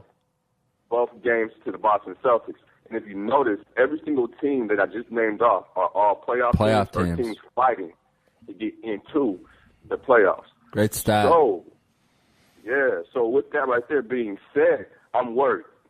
And I'm worried about the Miami Heat because they're having problems against top teams. Would you say now, you're not worried about Dwayne, you're not worried about LeBron, but are you worried maybe about Chris Bosh? His numbers have kind of dropped this year, and the sidekicks, as I like to call them, we were comparing the Spurs sidekicks the other day to the Heat sidekicks, and this Heat team, the bench is, you look at it on paper and it looks kind of cool, but then you look at the numbers after you look at what you see, and you're like, oh wow, there's some problems here. Chalmers had a great first half or first start of the season, but kind of dips, and then Norris Cole was playing really well the first month, but has really struggled. Kalari, what do you think? Do you believe in the theory that a team has to have 7 good players on the team to win, or 7 solid players, or can the Heat win with the big 3? I believe this is a situation that Pat Riley had to be paying attention to when he put these 3 together. And I think that is the reason why everybody said, well, hopefully sometime within the next 2 years, it may take them 2 years to get to that point, is because you do have to fill in. You do have to fill in around the big 3. I'm not too much worried about Chris Bosh because Chris Bosh is an all-star. He's been an all-star ever since he's come into this league, and he knows how to go out there and get the job done. So I'm not too worried about Chris Bosh, honestly. But what I'm worried about is exactly what you were mentioning. There's a big difference between the San Antonio Spurs and the Miami Heat. And the big difference is, you got Parker, Ginobili, and Duncan, but you have all these other guys that can go out there and score 15 points a game. You have you have almost their whole entire roster. Boris Diaw is possibly like the last guy off the bench right now. Right, yeah. And everybody knows Boris Diaw has great, he could possibly go somewhere and start. Yeah, he was an all-star on that Phoenix Suns team, right? Ari's team. The thing with Boris Diaw, as soon as he signed that contract, he kind of retired. But when he wants to play, he plays great, and we saw that firsthand in Phoenix. Yeah, matter of fact, he was held up. I like to say with the Charlotte Bobcats, and that right there is possibly a reason why he kind of fell off a little bit, but. I think the Miami Heat, I don't believe that you can win a championship with just 3 players. Right, and the reason is, go ahead. Oh, sorry. I just wanted, for our listeners out there, we're talking a lot about the Spurs bench, so let's kind of list the guys off. They're not even a bench, just the side guys, not the big 3. That's the big 3 being Ginobili, Parker, and of course Tim Duncan. Matt Bonner, great 3-point shooter. DeJuan Blair was a second-round pick who's making under $1 million and is playing very well. And Tim Duncan's making over $21 million. I've got a I know contracts sometimes are not front-loaded or they're back-loaded, but that's wrong. I know Duncan could be the greatest. Duncan could be the greatest forward of all time in NBA history, but at this point, he's not worth $21 million. No, okay. 20. Anyway, sorry. Go ahead. Thank you, Ari, for that. Patty Mills from St. Mary's, the Australian guard. Gary Neal, the undrafted guy from Towson, and a couple rookies. Kawhi Leonard from San Diego State, who was great last year and helped the reemergence of Steve Fisher's program. Corey Joseph from Texas, who also is a great player. This team, Steven Jackson, right? Steven Jackson was a veteran on this team in 2003 when they won. Danny Green from North. Look at that. We've listed what? Thiago Splitter. Right, Thiago Splitter. I've got to give a shout out to a guy from Spain, Europe, since we are Israel Sports Radio. But this lineup from top to bottom. The only name we didn't mention now is James Anderson. But this lineup is deep. That we just 15 guys on this roster, and all of them can play. All of them are great players. And so people say, the Spurs are too old, blah, blah, blah, blah, but they still have all these young guys who can come in. So good stuff there. I want to talk a little about the Dwight Howard situation, as you could call it. He's been injured now with that, what is it, hernia or something? Yeah, Dwight Howard has a herniated disc, I believe, in his back. Right. They actually look to put him out for the season. Hopefully, they're praying that he'll be back for the playoffs. My thought on this actually is kind of, how would you say? What's the word? It's kind of argumentative because of the fact that he came out and he was talking about possibly getting the coach fired and not wanting Stan Van Gundy there next year and all of this other stuff. I mean, it's a whole media circus around him, and that is actually tarnishing his possible legacy that he could possibly have. Dwight Howard just kind of rubs me off the wrong way. I liked him all the way up until, all the way up until the All-Star break, and then I don't know if it's arrogance. I don't know what's going on with the guy right now. He has a lot of media circus basically going on with him. He's supposed to be the best center in the league. The reason why he wanted to stay with Orlando for one more season, he kept on saying, at least for the rest of this season, was because Orlando had a shot at the NBA championship, and now he's just kind of taking that upon himself and kicked it right out the window. Right, and I'll give my personal thoughts on this, and I kind of want to hear from Ari what he thinks. But I gotta say, I lost my respect for Howard after he did all that stuff with saying that he wanted Coach Van Gundy fired, and then he said he didn't want it, and all this. And I mean, even if the rumors aren't true, they started somewhere, and someone probably had some inside source that said that. And at this point, I'm not surprised.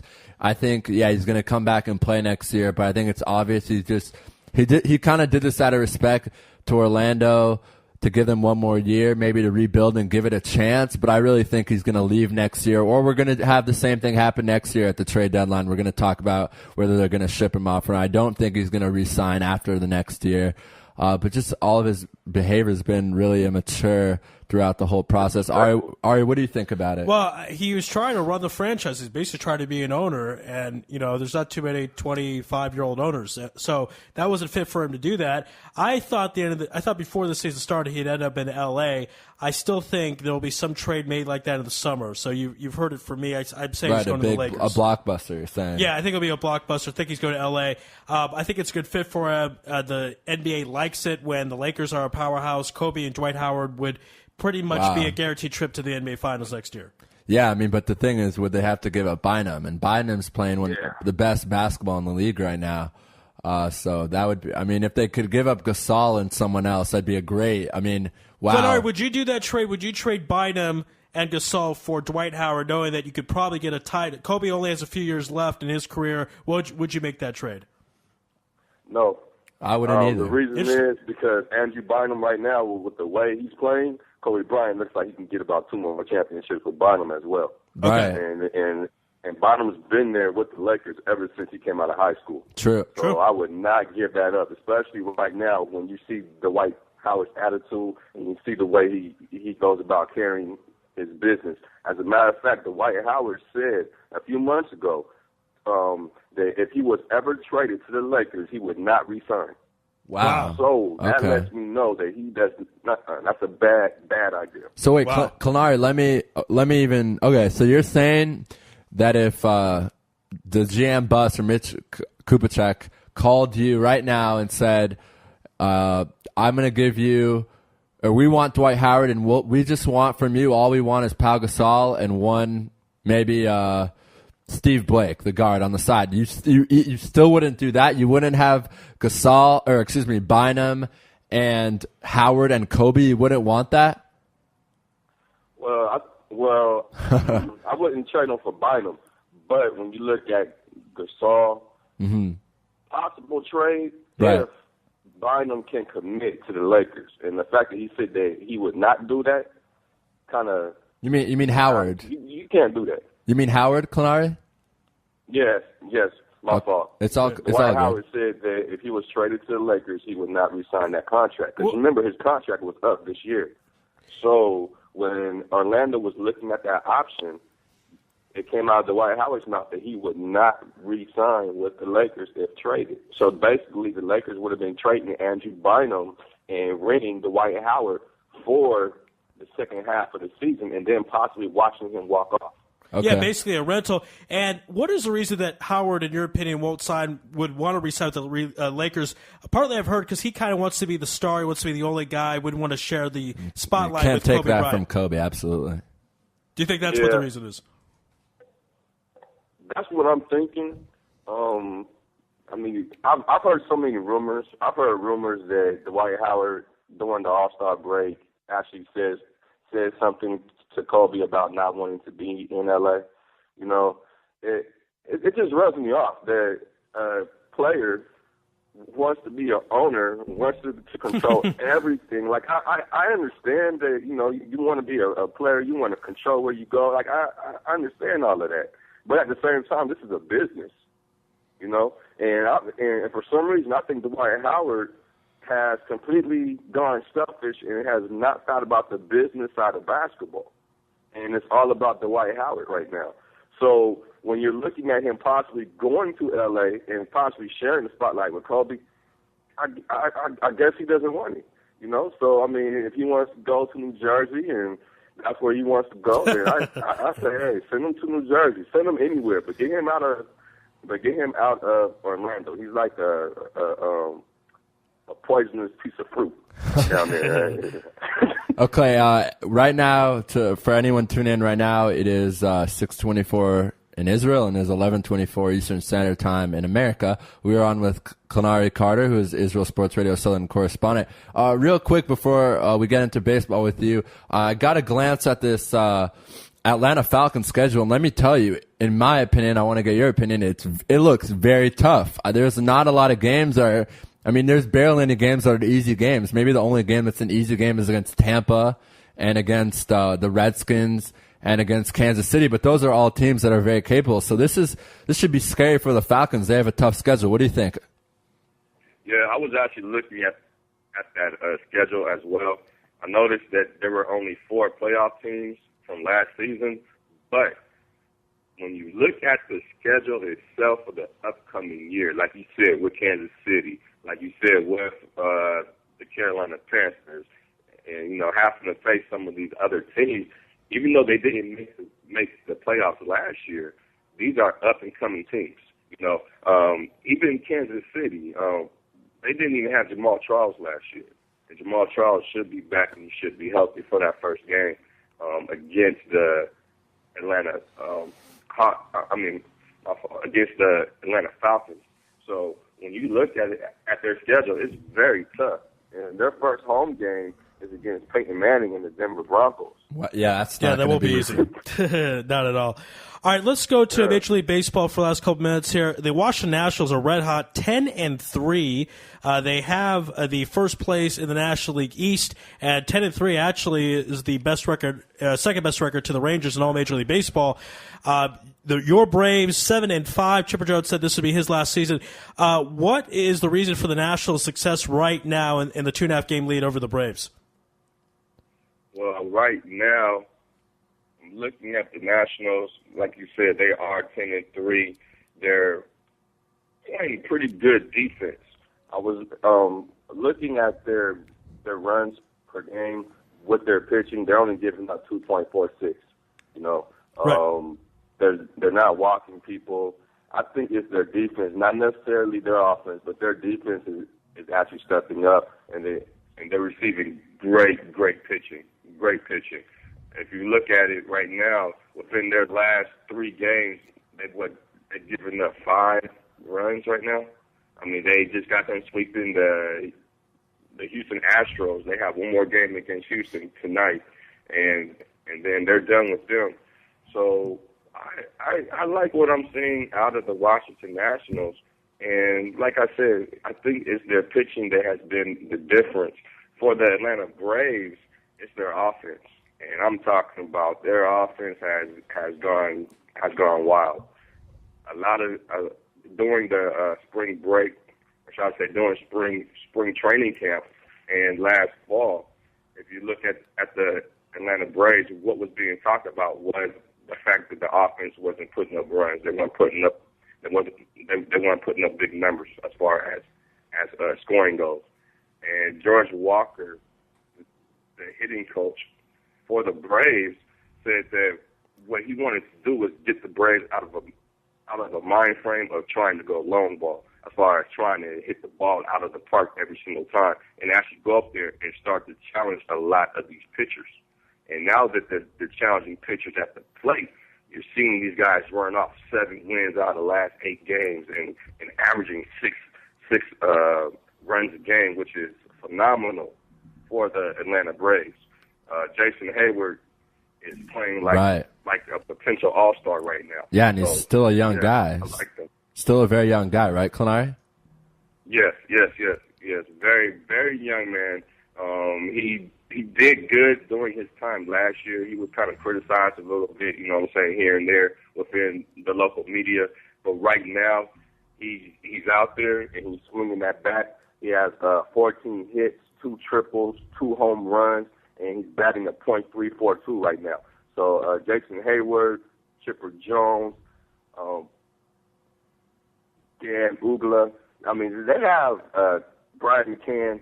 They have offense on this team. It's just like Greg Walker was saying, was they were just trying to hit it out the park every single time, you know. And sometimes it's not about that. Sometimes it's not about just trying to go out there and go hit home runs. It's about making ball contact, right, with that bat.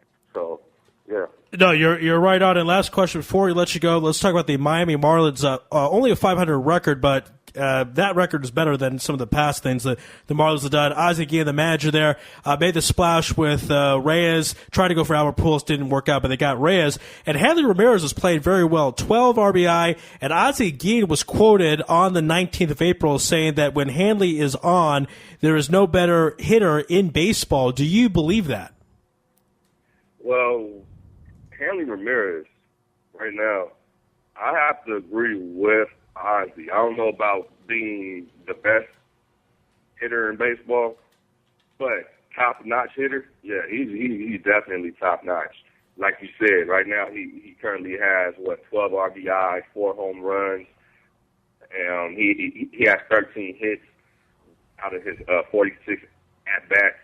He's doing it, you know? And those 4 home runs, the guy has power, you know? So between him and even Omar has 4 home runs as well. So the Marlins are off to a 6-6 start, yeah, but their offense is showing some life. They just need to actually try to get some of that, you got to get some of that good pitching in there. And, Josh Johnson is off to a bit of a rough start right now. But I think that through the season, he should go on ahead and, kind of round back into form. And once him and the rest of that pitching staff comes together, this is going to be a very, very good baseball team. All right, so I just hope Isaac Guillen doesn't say too much. Yeah, as long as you say anything too stupid. All right, we got to let you go, but before we do, tell everyone out there how they can find out more about your work and read some of your work as well. Well, you can find out more about my work just by simply tuning in to Israel Sports Radio, of course. And also, if you have Facebook or if you have Twitter, look me up at JMC Sportsbook. And, like I said all the time, I love talking to people. I love interacting with the fans. We also have a blog site up right now. It's called jmcsportsbook.blogspot. Pretty soon I'm looking at changing that to jmcsportsbook.com. So, yeah, anytime you look up JMC Sportsbook on your Google or on your Twitter or on your Facebook, I'm there. So I appreciate you guys' time. Ari? Yes. I appreciate your time, brother. Raphael, I appreciate your time, man. Thank you, man. All right. Yes, be well out there, and we'll have you out again real soon. Thanks so much. All right, thank you. All right, that was Clary Carter, our southern correspondent to the United States. What we're going to do right now is take a commercial break. Right. And on the other side, our Philadelphia insider, Ari Louis. You're listening to Louis Live in Israel, sportsradio.com. You're tuned in to the only all-sports talk network in the Middle East, IsraelSportsRadio.com.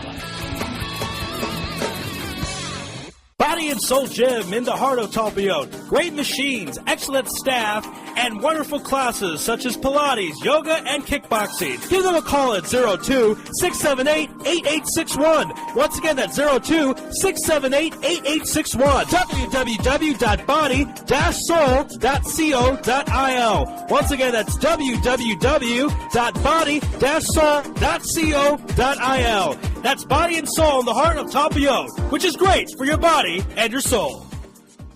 You're already using a credit card every day. Why not feel good every time you make a purchase? When using the HAS Advantage Support Israel Visa card, a percentage of each purchase you make will be donated to your choice of 24 Israeli-based charities, while still earning a reward point for every dollar spent. But wait, these rewards are even better than the standard rewards you get, especially when using them towards Israel travel, with the best conversion rate on El Al's Matmeed frequent flyer program. Earn double points at some of your favorite supermarkets and restaurants in the U.S., as well as discounts all over Israel. If you love traveling and supporting Israel, HAS Advantage is the card for you. Just give us a call toll-free at 1-866-6-ISRAEL. Sign up right now with the code ISR10 to earn 2,500 bonus points. That's 1-866-647-7235. HAS Advantage. Earn rewards. Support Israel. Offer valid for U.S. citizens only. Terms and conditions do apply. When dialing from within Israel, please dial 1-800-200-818.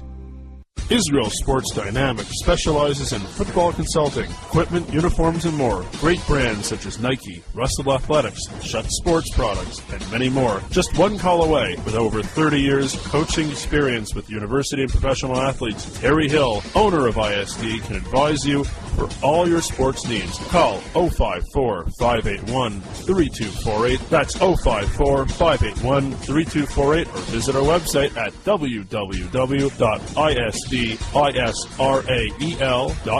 If that's not easy enough, click on the ISD banner on the Israel Sports Radio website and be part of the game. Are you tired of paying for expensive gym memberships that you don't use?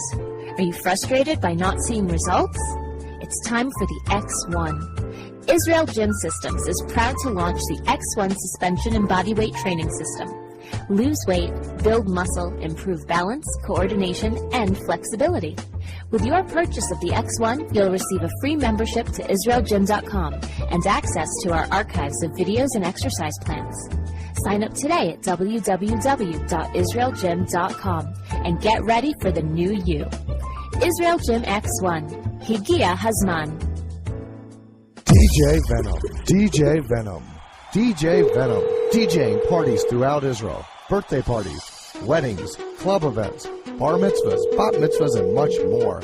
You pick the type of music, and DJ Venom will turn your event into the party of the year. Available Sunday through Thursday. Call 052-952-6506 or email djvenom1984@yahoo.com. That's 052-952-6506 or email djvenom1984@yahoo.com. Book your party today. That's DJ Venom. Broadcasting live from Israel. IsraelSportsRadio.com. Hi, am I speaking with Ari Bluestein? Yes, how you guys doing today? Good, it's Raphael. It's great to have you on. For our listeners that are just tuning in, we're on right now with Ari Bluestein, who is our Philadelphia insider. Ari, I know you want to talk some MLB, but there's been so many big stories coming out of college sports that I'm going to start off with that, and then Ari's going to transition into some baseball, so I hope you're cool with that. I'm ready to go, guys. All right, I want to hear from you about obviously the biggest news right now in college sports is not in the men's level, it's in the women's level, with Pat Summitt announcing that she will be retiring effective immediately. What are your thoughts on this? It's a huge thing in the college sports, and we'd love to hear what you think about it. Yeah, well, actually, as you guys know, I do play-by-play commentating for Drexel University women's basketball. So women's basketball is something that I focus on, during the college basketball season. It's a great loss for the women's basketball game, I must say. I think we all saw it coming, though, with her medical history recently.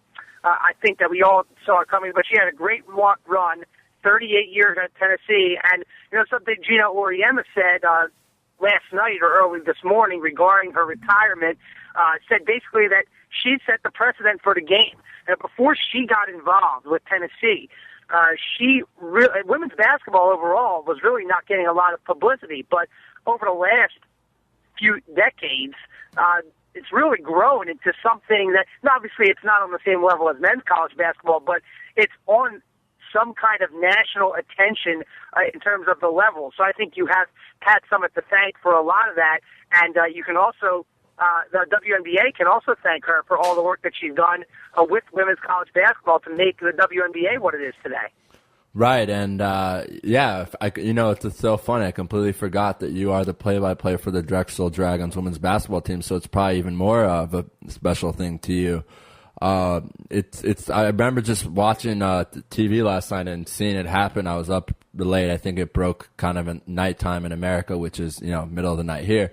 But I was just shocked by it because I remember when it first came out, they were saying, okay, well, she'll still give a couple more years. But or at least a few more years. With Pat Summitt, if she retired or resigned or whatever it is, it must have meant that she just really didn't think she was able to continue with her job. What do you think about that?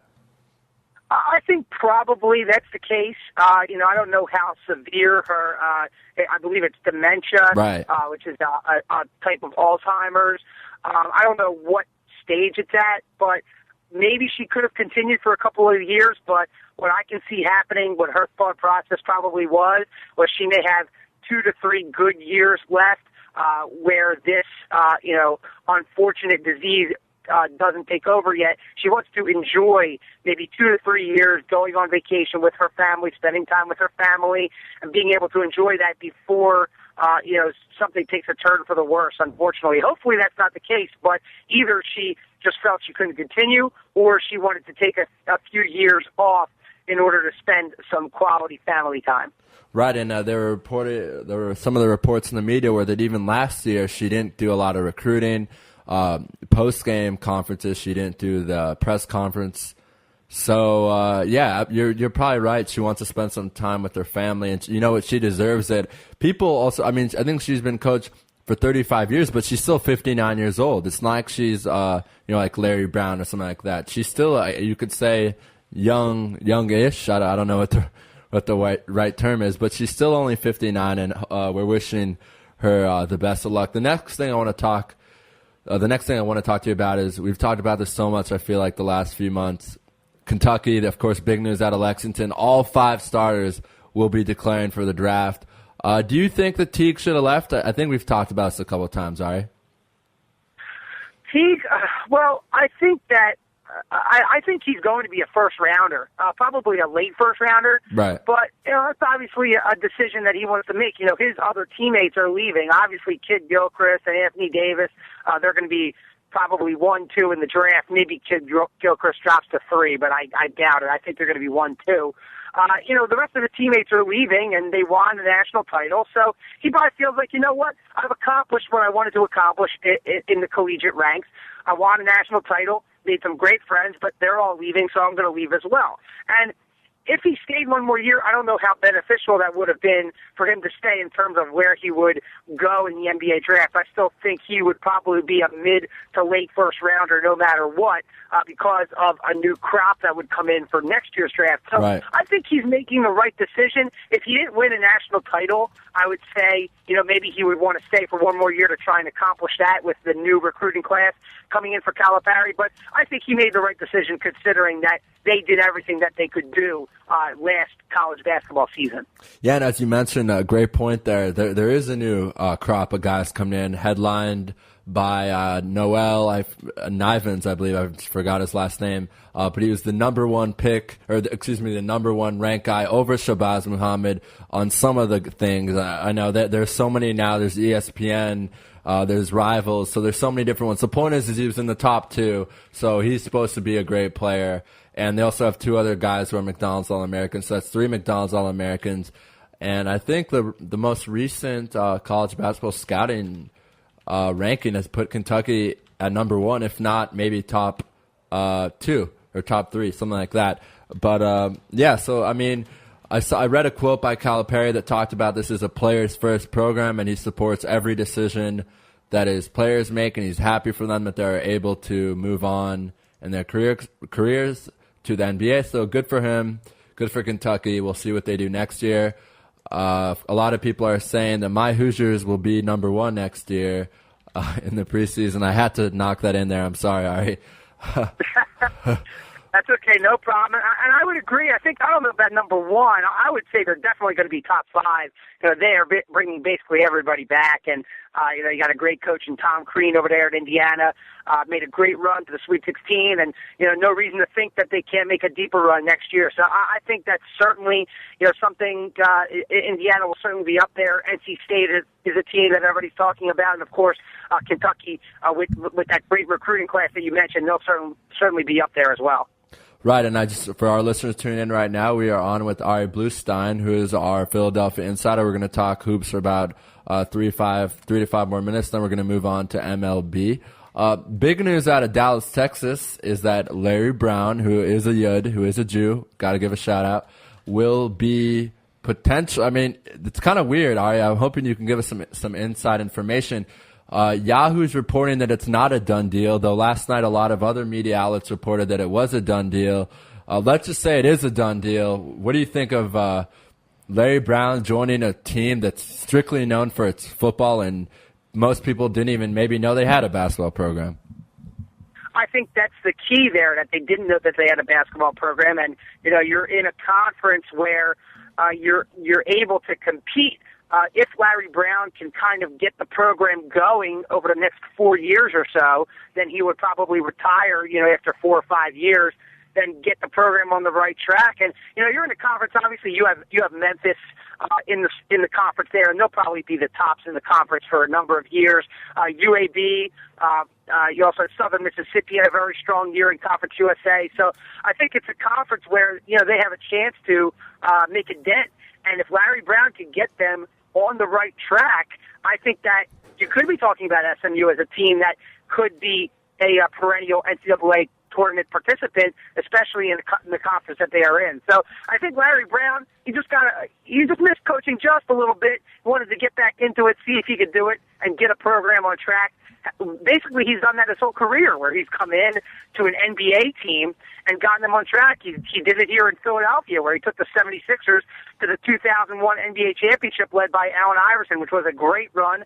And after Larry Brown left, well, it all went downhill. But it was a great run with Larry Brown, and you saw what he did with the Pistons as well. Right. Not to mention his accomplishments in the collegiate ranks, especially at Kansas. Right, the only coach who's won an NCAA championship and an NBA championship. That's pretty impressive. A lot of guys have made the transition. Calipari, Pitino, they were not successful at all. So he was able, everywhere he goes, he pretty much wins. Besides, I guess you could say Charlotte, but that's not really his fault, let's be honest. He wasn't given much to work with. And I think even when he was there, they did make the playoffs as the 7 or 8 seed. So it wasn't like it was a complete collapse like now. Charlotte, I think, has the worst record in the league, or one of the worst records in the league. The next thing I want to talk to you about, I'm not sure even if you've heard of it, because it hasn't been really reported, but I just want to get your opinion on it. Bo Ryan, one of his players is trying to get a transfer from the basketball team, and Bo Ryan told him, you cannot transfer to any school in the Big East, or excuse me, keep saying the Big East, the Big Ten, ACC, or most of the Missouri Valley Conference. So this player, who was a top Rivals 150 guy who was on the bench last year, is angry, and he's kind of saying, why can't I go to a school that I want to go to? And of course, Coach Ryan has been very mum on it, hasn't made any announcements to the media or anything, or any press release. And now, now that it's getting more attention, the athletic director's been involved, but this isn't something that we necessarily expect coming from Coach Ryan. I just want to get your thoughts, Ari. What do you think of coaches telling their players that they can't transfer to specific schools? Yeah, Bo Ryan actually went on ESPN Radio this morning, Eastern time, so it would have been a couple of hours ago for you guys, and I actually listened to that interview. Oh, wow. It was on Mike and Mike in the morning. Great. He tried to explain himself, basically saying that if a kid wants to transfer, then they have to give a reason why they want to transfer to a specific school, but apparently this player who wants to transfer did not give a reason why they want to transfer or why they want to transfer to a specific school. So then the process then is to set a list up to block the kid from going to certain schools. And what that does is then it creates an appeal process where the player then needs to state the reasons why they want to go to the specific school. Then once they state the reasons why, then they can perhaps transfer to that desired school. But it doesn't sound good, like you're blocking a kid from going to a school. I can understand if you want to block him from going to a team in your conference. That makes sense. You don't want him to go to, an Indiana, or an Iowa or a Michigan State or what have you, anybody in the Big Ten. I can understand that. But to block him from going to Iowa State, which is his hometown school, I just think that's ridiculous.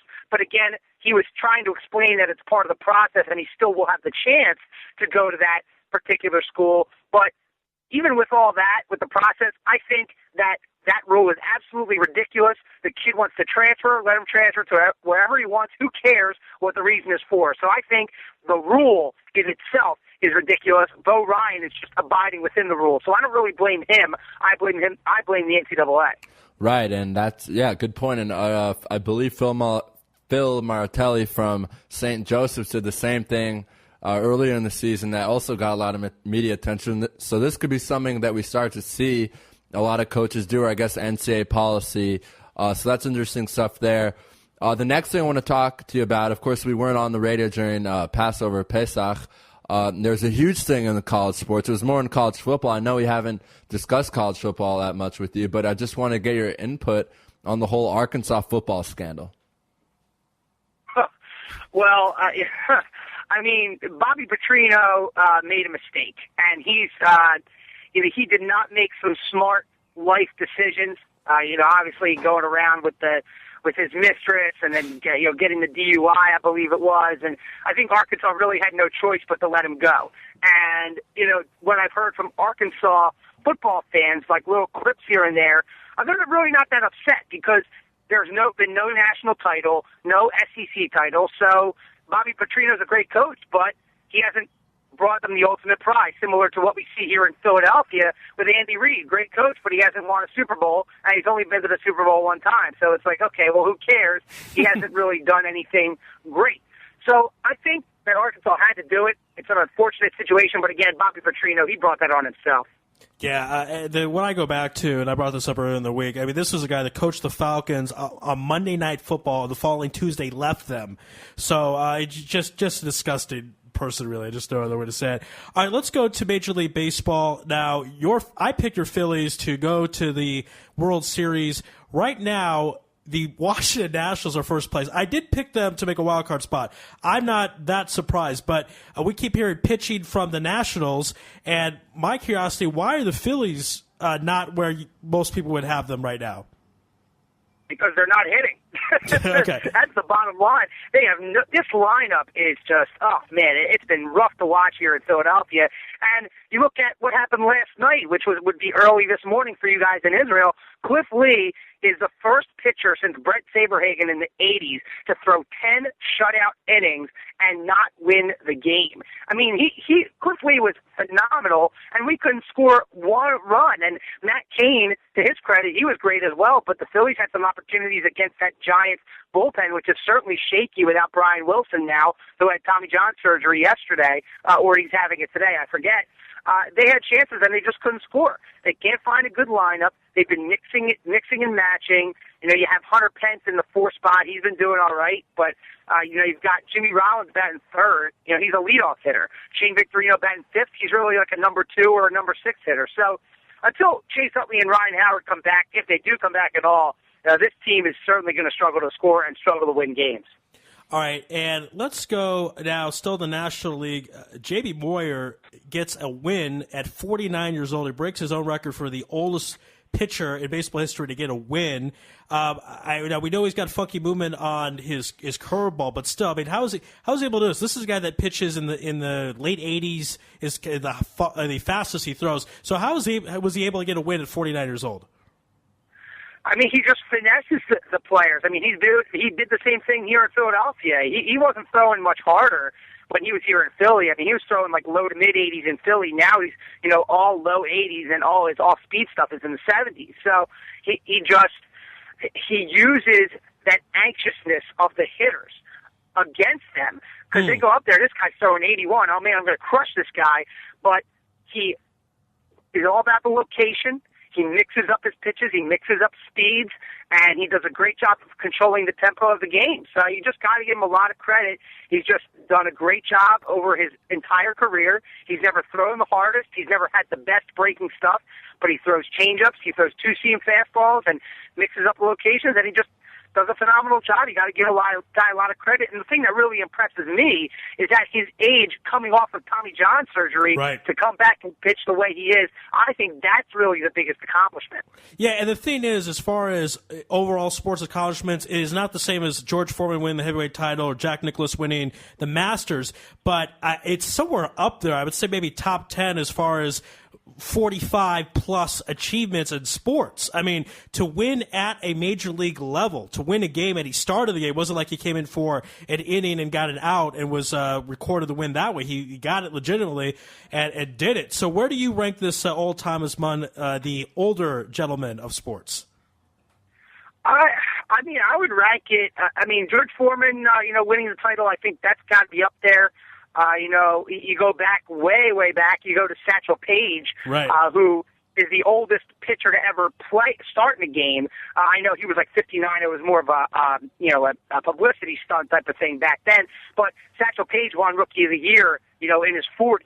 So I would certainly put that up there with that.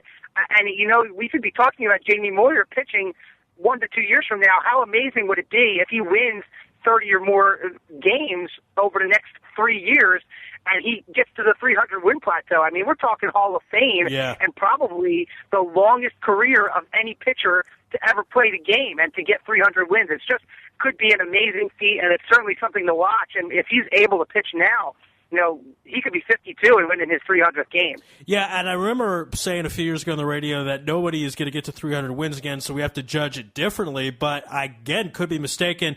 We could see another 300 win in our lifetime. And not only could he have the longest baseball pitching career, he could be the last guy ever to get to 300 wins. He could be. I mean, you have some guys now that are certainly on their way, even a guy here in Roy Halladay in Philly. I don't know exactly where he is. I'm sure he has a while to go, but if he can continue to pitch at the level he is, he certainly has a shot. You got some young guys, too, that, still early in their career, but they certainly have shots.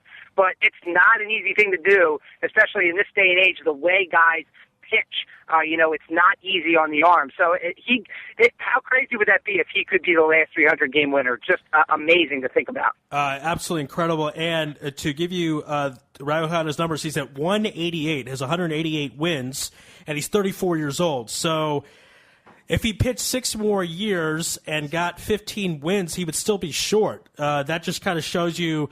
Of course, if he pitched to 49 like Jamie Moore, then he could do it. All right. All right, last question before I let you go. Let's go to Bobby V and the Red Sox. So the Red Sox last place in the AL East, not too far from Philadelphia, of course. What's going on over there? They had that breakdown last year, which I said was the worst since the Phillies did of 1964. Bobby Valentine, I mean, is he going to be run out of town, or is he not going to make it to the end of the year? What do you think will happen with Bobby V and the Red Sox?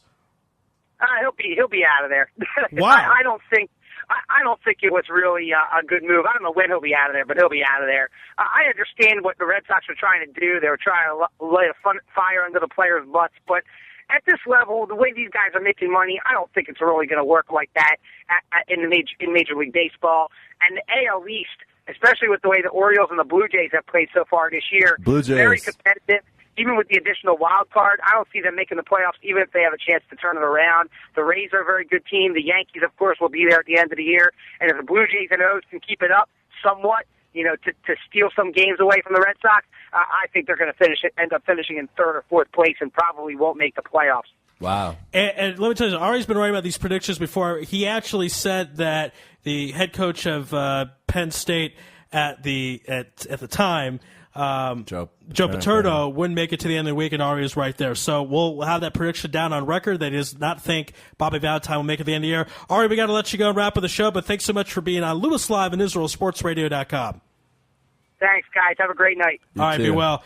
That was Ari Bluestein, our Philadelphia insider. We're going to wrap up the show for tonight. Before we do, a couple announcements about some great guests coming up in the next few weeks. I got that right on IsraelSportsRadio.com. We're going to be having Mark Stein from ESPN, Tommy Smith from ESPN, Kurt Schilling, three-time World Series champion, and the New York Rangers voice, Kenny Albert, will be on next week. So that'll be some great shows next week. But want to thank everyone. Are we having a show on Monday, Ari? Yes. And Monday, of course, I don't know why I didn't mention this, but two-time heavyweight champion of the world, former heavyweight champion of the world, John Ruiz, will be on Monday. Wow. Okay. So good stuff to come up. You know it's good when I mention John Ruiz at fifth in a lineup. I want to thank everyone. Want to thank everyone who was on the program tonight. First, from the founder of Beyond You Sports, Ari Russell, who says that Michael Jordan is a terrible owner and didn't really hold his words back, didn't mix words about it. NBA Senior Director of Scouting, Ryan Blake, who says height's not the best thing or the thing he looks for at the most. He looks for fitting the position. Then Ari Carter, the Southern correspondent of the United States, who says the Miami Heat are in trouble because they're losing to top competition. It's not like they're taking off games against teams that are not making the playoffs. And Ari Bluestein, who says J.D. Moyer could get to 300 wins, and Bobby Valentine will not make it to the end of the season for the Boston Red Sox. Once again, stay tuned later on next week for some more great programming. But that's it for tonight. God bless, and good night.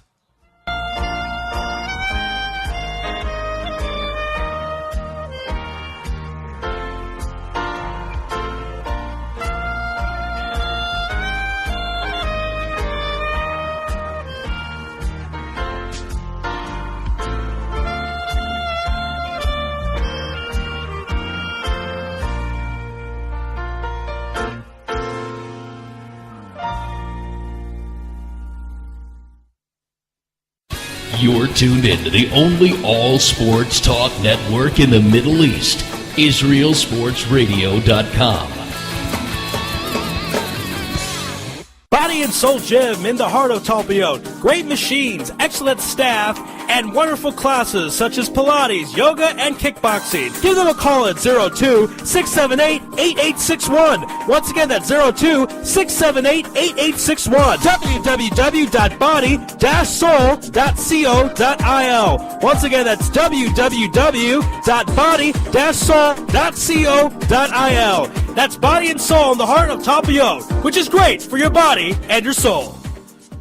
You're already using a credit card every day. Why not feel good every time you make a purchase? When using the HAS Advantage Support Israel Visa card, a percentage of each purchase you make will be donated to your choice of 24 Israeli-based charities, while still earning a reward point for every dollar spent. But wait, these rewards are even better than the standard rewards you get, especially when using them towards Israel travel, with the best conversion rate on El Al's Matmeed frequent flyer program. Earn double points at some of your favorite supermarkets and restaurants in the U.S., as well as discounts all over Israel. If you love traveling and supporting Israel, HAS Advantage is the card for you.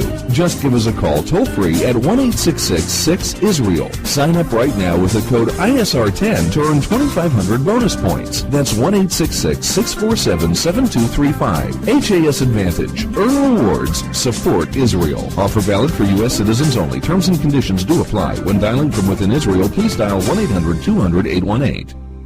Israel Sports Dynamics specializes in football consulting, equipment, uniforms, and more. Great brands such as Nike, Russell Athletics, Shutt Sports Products, and many more. Just one call away. With over 30 years coaching experience with university and professional athletes, Terry Hill, owner of ISD, can advise you for all your sports needs. Call 054-581-3248. That's 054-581-3248, or visit our website at www.isdisrael.com. If that's not easy enough, click on the ISD banner on the Israel Sports Radio website and be part of the game. Are you tired of paying for expensive gym memberships that you don't use? Are you frustrated by not seeing results? It's time for the X1. Israel Gym Systems is proud to launch the X1 suspension and bodyweight training system. Lose weight, build muscle, improve balance, coordination, and flexibility. With your purchase of the X1, you'll receive a free membership to IsraelGym.com and access to our archives of videos and exercise plans. Sign up today at www.israelgym.com and get ready for the new you. Israel Gym X1. Higia Hazman. DJ Venom. DJ Venom. DJ Venom. DJing parties throughout Israel. Birthday parties, weddings, club events, bar mitzvahs, bat mitzvahs, and much more. You pick the type of music and DJ Venom will turn your event into the party of the year. Available Sunday through Thursday. Call 052-952-6506 or email djvenom1984@yahoo.com. That's 052-952-6506 or email djvenom1984@yahoo.com. Book your party today. That's DJ Venom. Broadcasting live from Israel. IsraelSportsRadio.com.